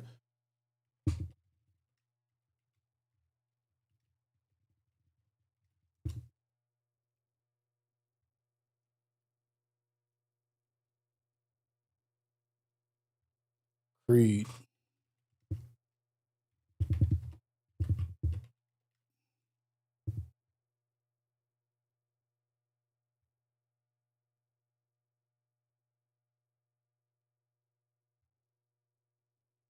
So Creed is currently experiencing a significant popularity resurgence fueled by their successful 2024 reunion tour and the viral spread of their music, particularly on platforms like TikTok. Damn, factors contributing to resurgence. TikTok viral content. Creed's music, especially their biggest hits, became a popular soundtrack for wistful and emotional resonant videos on TikTok, introducing their songs to a new audience. So that's something else that we didn't take into consideration either. The power of TikTok. We talking about like the propaganda and the messaging or whatever. They get to push out and control what goes into the algorithm. What kind of music? What kind of music do we want? What artists do we want to go viral? Who do we want a resurgence of? I didn't even think about that shit. Lining their pockets. Pocket lining. Legacy Act, not competing. With arms wide open. Arms wide open.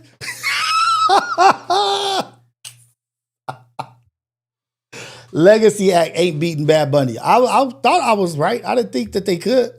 But now I'm thinking about it like with the control of TikTok with Oracle and BlackRock owns like, I think they have 5% investment in Oracle. With the control of TikTok, you also get to control absolutely everything that comes out with it. And I didn't even know TikTok was the number one social media platform that everybody was using. And it's mostly youth, right? Like the youth is what skyrocketed TikTok. Why is TikTok so successful?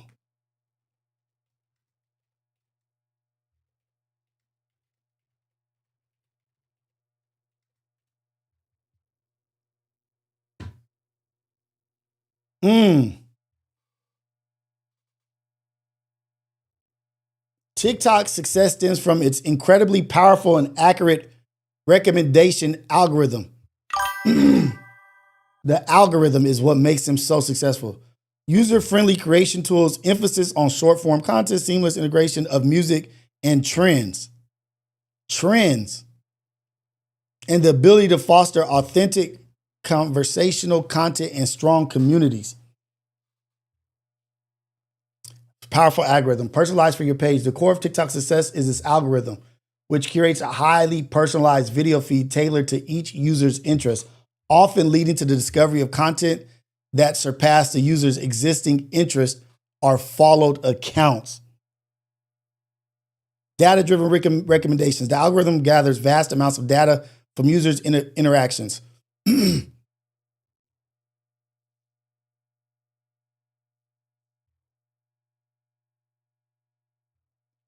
I ever tell y'all how I had to take my daughter off TikTok? I had noticed a mood shift, a mood change. And she was like sending me videos. She used to send me and my wife videos off of TikTok. We look at them and laugh or whatever. But we started to notice that the videos that she was sending took like a different energy change, like an energy shift. Like they were like kind of sad, a little like gloomy a little bit, to where all the videos she was sending were like sad stories, gloomy shit. And I started to notice like a shift in her energy. Like, you know, just a little down, just not her usually energetic, uplifting, excited self. And like I was up late, like just in bed, like because I can't sleep at night. Just thinking, I was like, what's going on with my baby? What's the difference? I started looking at our text messages, like really trying to like figure out what's going on, get ahead of this. I want to get ahead of this with my daughter. Let's be proactive and see what's going on. And then I started going through our text messages and stuff, and I started seeing the change in the text message, the videos. Then I went to just media, just what she was sending. And I was like, oh shit. And then the next day I told her, I was like, yep, you can't be on TikTok. You're done with TikTok. Within a few days, my baby is back. Within a few days, I'm not even joking, like not putting extras on it. Within a few days, I noticed the difference. Like, damn. The freak? What the freak? And then shortly after that, there was a documentary on Netflix, like describing the algorithms and how whatever you pay more attention to or whatever you spend more time looking at, it'll start feeding you more of that. Oh, you sent this to a couple people. Oh, you like this. And so it'll just start feeding that. And I was like, oh shit, we were right on the ball about what was wrong. And then another thing, iPads and cell phones, right, with children. I know, like, of course, they're less interactive when they're occupied with Roblox or some iPad shit or some phone shit, looking at YouTube or whatever. They're way less interactive. They're way less in the moment of what's surrounding them or what's going on. I was like, let me take this shit away from Xander. Let me take video games and this shit away from Xander and see what happens. U-turn. Oh, Dad, what? When we turn left right here on the street to where it's just like conversation, because what you realize is that kids want to be stimulated. They want information. They want to talk. And what those iPads and phones does is distract them from having to be interactive and search that out through socialization, through interaction. It stunts that. It stunts their social skills. It stunts them having to ask questions and talk to people and have a conversation, because they can just look at something and be entertained and zoned out and informed just by swiping or just looking. They don't even have to type. They could go to YouTube and shit that they want to watch is right there. They don't even have to type no more. Go to that video, then another suggested video is right there, knowing exactly what they want to watch. But once you take that away, then they start being back kids, start asking questions. Hey, I want to take my go-kart out. I want to do this and that. Like Xander, I put him off of video games. I do. And when I told him, I was like, dude, these video games is robbing you of a lot of stuff. Like you're not experiencing anything because you're spending most of your time here, or you're spending most of your time looking at this. You don't even know how long it takes to get home from football practice. You know how many times we've driven home from football practice? Yeah, he don't know because he ain't paying attention. He looking at his damn iPad. So when you get in the car, Dad, where's my iPad? Where's my phone? I was like, oh shit, failure. Damn, Dad, failure. Failure. And when you take that away, when you do take that cell phone, when you do take that iPad away, be ready to be active and involved with your child. They might want to play some board games. They might want to play kickball outside. They might want to play handball, play basketball, ride their go-kart. Because they don't want to do it by themselves. They're not going to do it. They're not individuals like that. They need someone to interact with. Be available. Take that away. Don't just take the iPad away and not be available. Be available.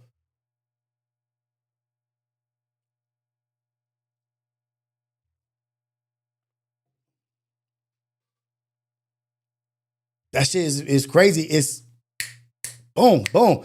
And took that away. And then now we had like the greatest conversations. He'd be asking amazing questions and he can talk. I remember like introducing people like Xander, like, talk to your cousin, man. You play video games with him all day. And now you're in person and you like this. You don't know how to interact with him, with your friends outside of video games? Cut that shit out.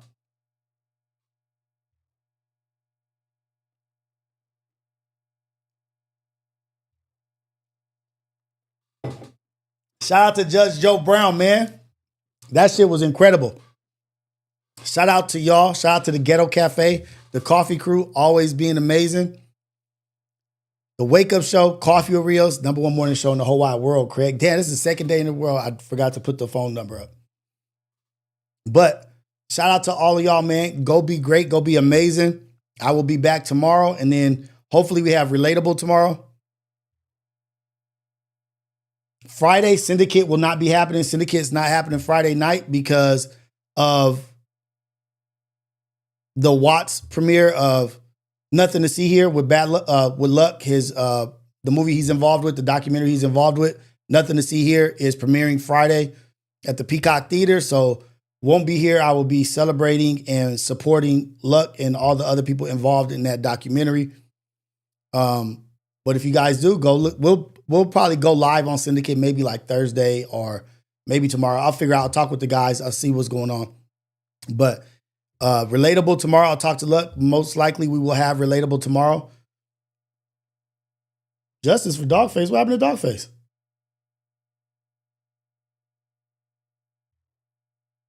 What happened to Dogface?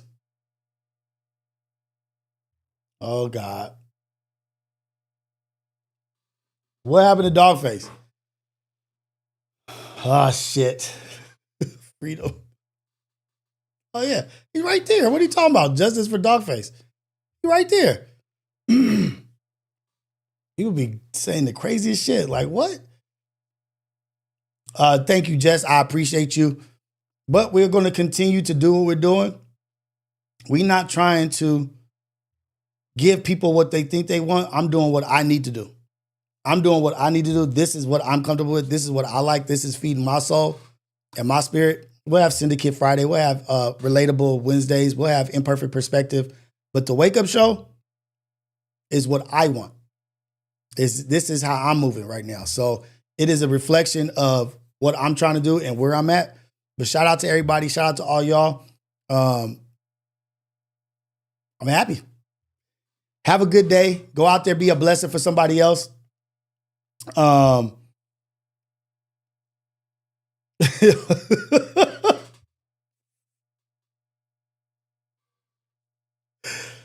shoot. Wait.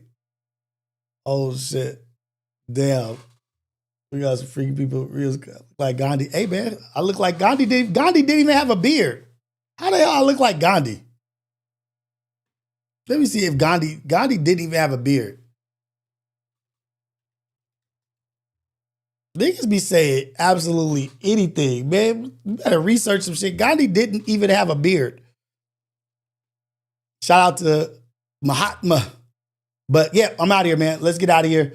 Shout out to y'all. I will take calls tomorrow. I'll take calls tomorrow. We can talk about anything from the past few days. My bad. I keep forgetting to put it up. But shout out to y'all. Y'all go be good. Go be great. I look like Gilgamesh. Shout out to Burnt Out, man. It's all love all the time. You guys go be great. Ghetto Cafe, appreciate you. Coffee Crew, appreciate you. This is the Wake Up Show, Coffee with Rios. Go be productive. Go be positive in somebody's life. Go make a positive impact. Find your purpose and move in that direction. Boom.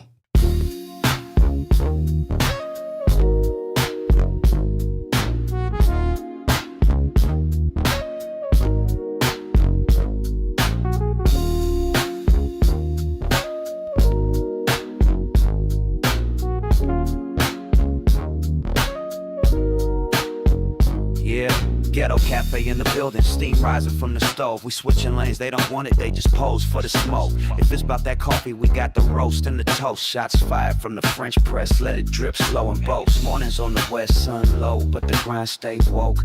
Ghetto Cafe, steam in the breeze. Cruising through dreams with a mug and some peace. No drama, just cream, we deliver with ease. On the coast where the light never leaves. Coffee with Rios, pour it up slow. Steam in the city while the sun lay low. Coffee with Rios, starting the show. Sip real smooth, let the wisdom flow. Coffee with Rios, pour it up slow. Steam in the city while the sun lay low. Coffee with Rios, starting the show. Sip real smooth, let the wisdom flow.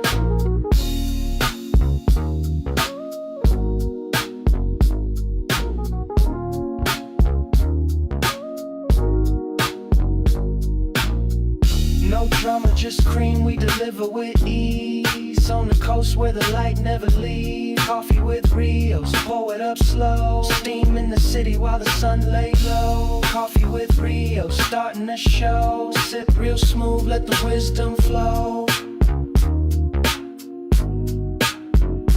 Coffee with Rios, pour it up slow. Steam in the city while the sun lay low. Coffee with Rios, starting the show. Sip real smooth, let the wisdom flow. Coffee with Rios, pour it up slow. Steam in the city while the sun lay low. Coffee with Rios, starting the show. Sip real smooth, let the wisdom flow.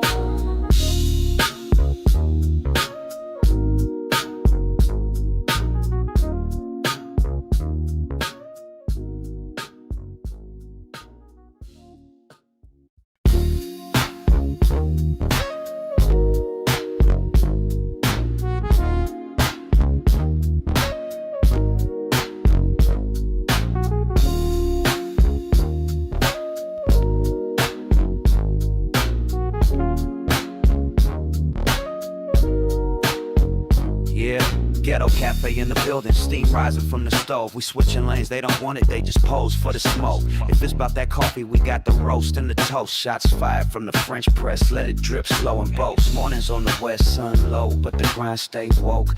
Ghetto Cafe, steam in the breeze. Cruising through dreams with a mug and some peace. No drama, just cream, we deliver with ease. On the coast where the light never leaves. Coffee with Rios, pour it up slow. Steam in the city while the sun lay low. Coffee with Rios, starting the show. Sip real smooth, let the wisdom flow. Coffee with Rios, pour it up slow. Steam in the city while the sun lay low. Coffee with Rios, starting the show. Sip real smooth, let the wisdom flow.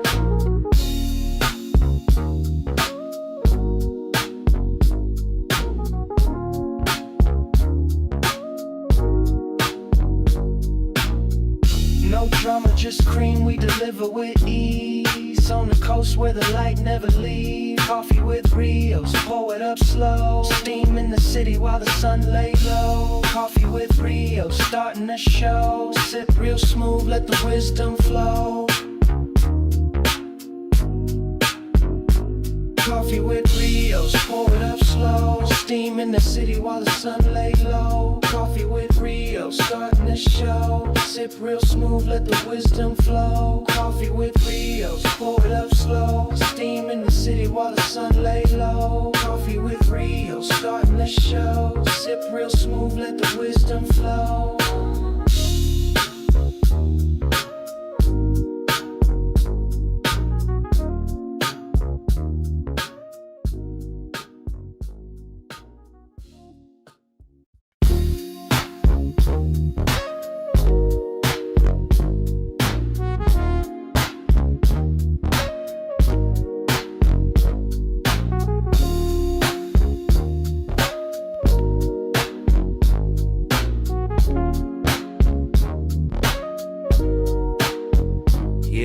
Ghetto Cafe in the building, steam rising from the stove. We switching lanes, they don't want it, they just pose for the smoke. If it's about that coffee, we got the roast and the toast. Shots fired from the French press, let it drip slow and boast. Mornings on the west, sun low, but the grind stay woke.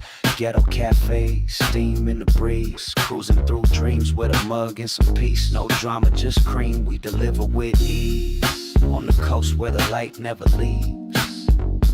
Coffee with Rios, pour it up slow. Steam in the city while the sun lay low. Coffee with Rios, starting the show. Sip real smooth, let the wisdom flow. Coffee with Rios, pour it up slow. Steam in the city while the sun lay low. Coffee with Rios, starting the show. Sip real smooth, let the wisdom flow.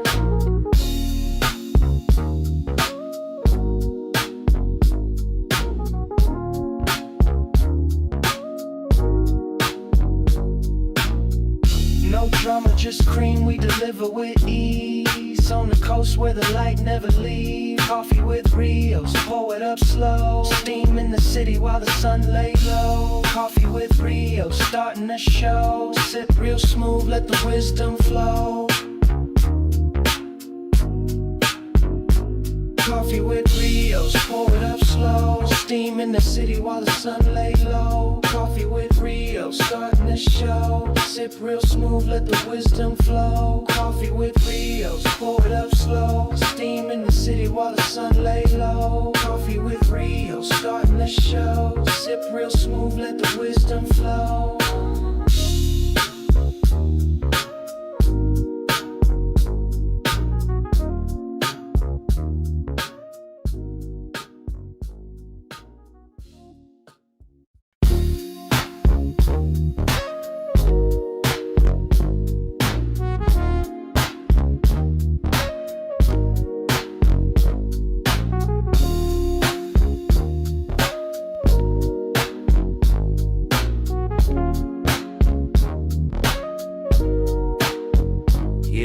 Ghetto Cafe in the building, steam rising from the stove. We switching lanes, they don't want it, they just pose for the smoke. If it's about that coffee, we got the roast and the toast. Shots fired from the French press, let it drip slow and boast. Mornings on the west, sun low, but the grind stay woke. Ghetto Cafe, steam in the breeze. Cruising through dreams with a mug and some peace. No drama, just cream, we deliver with ease. On the coast where the light never leaves. Coffee with Rios, pour it up slow. Steam in the city while the sun lay low.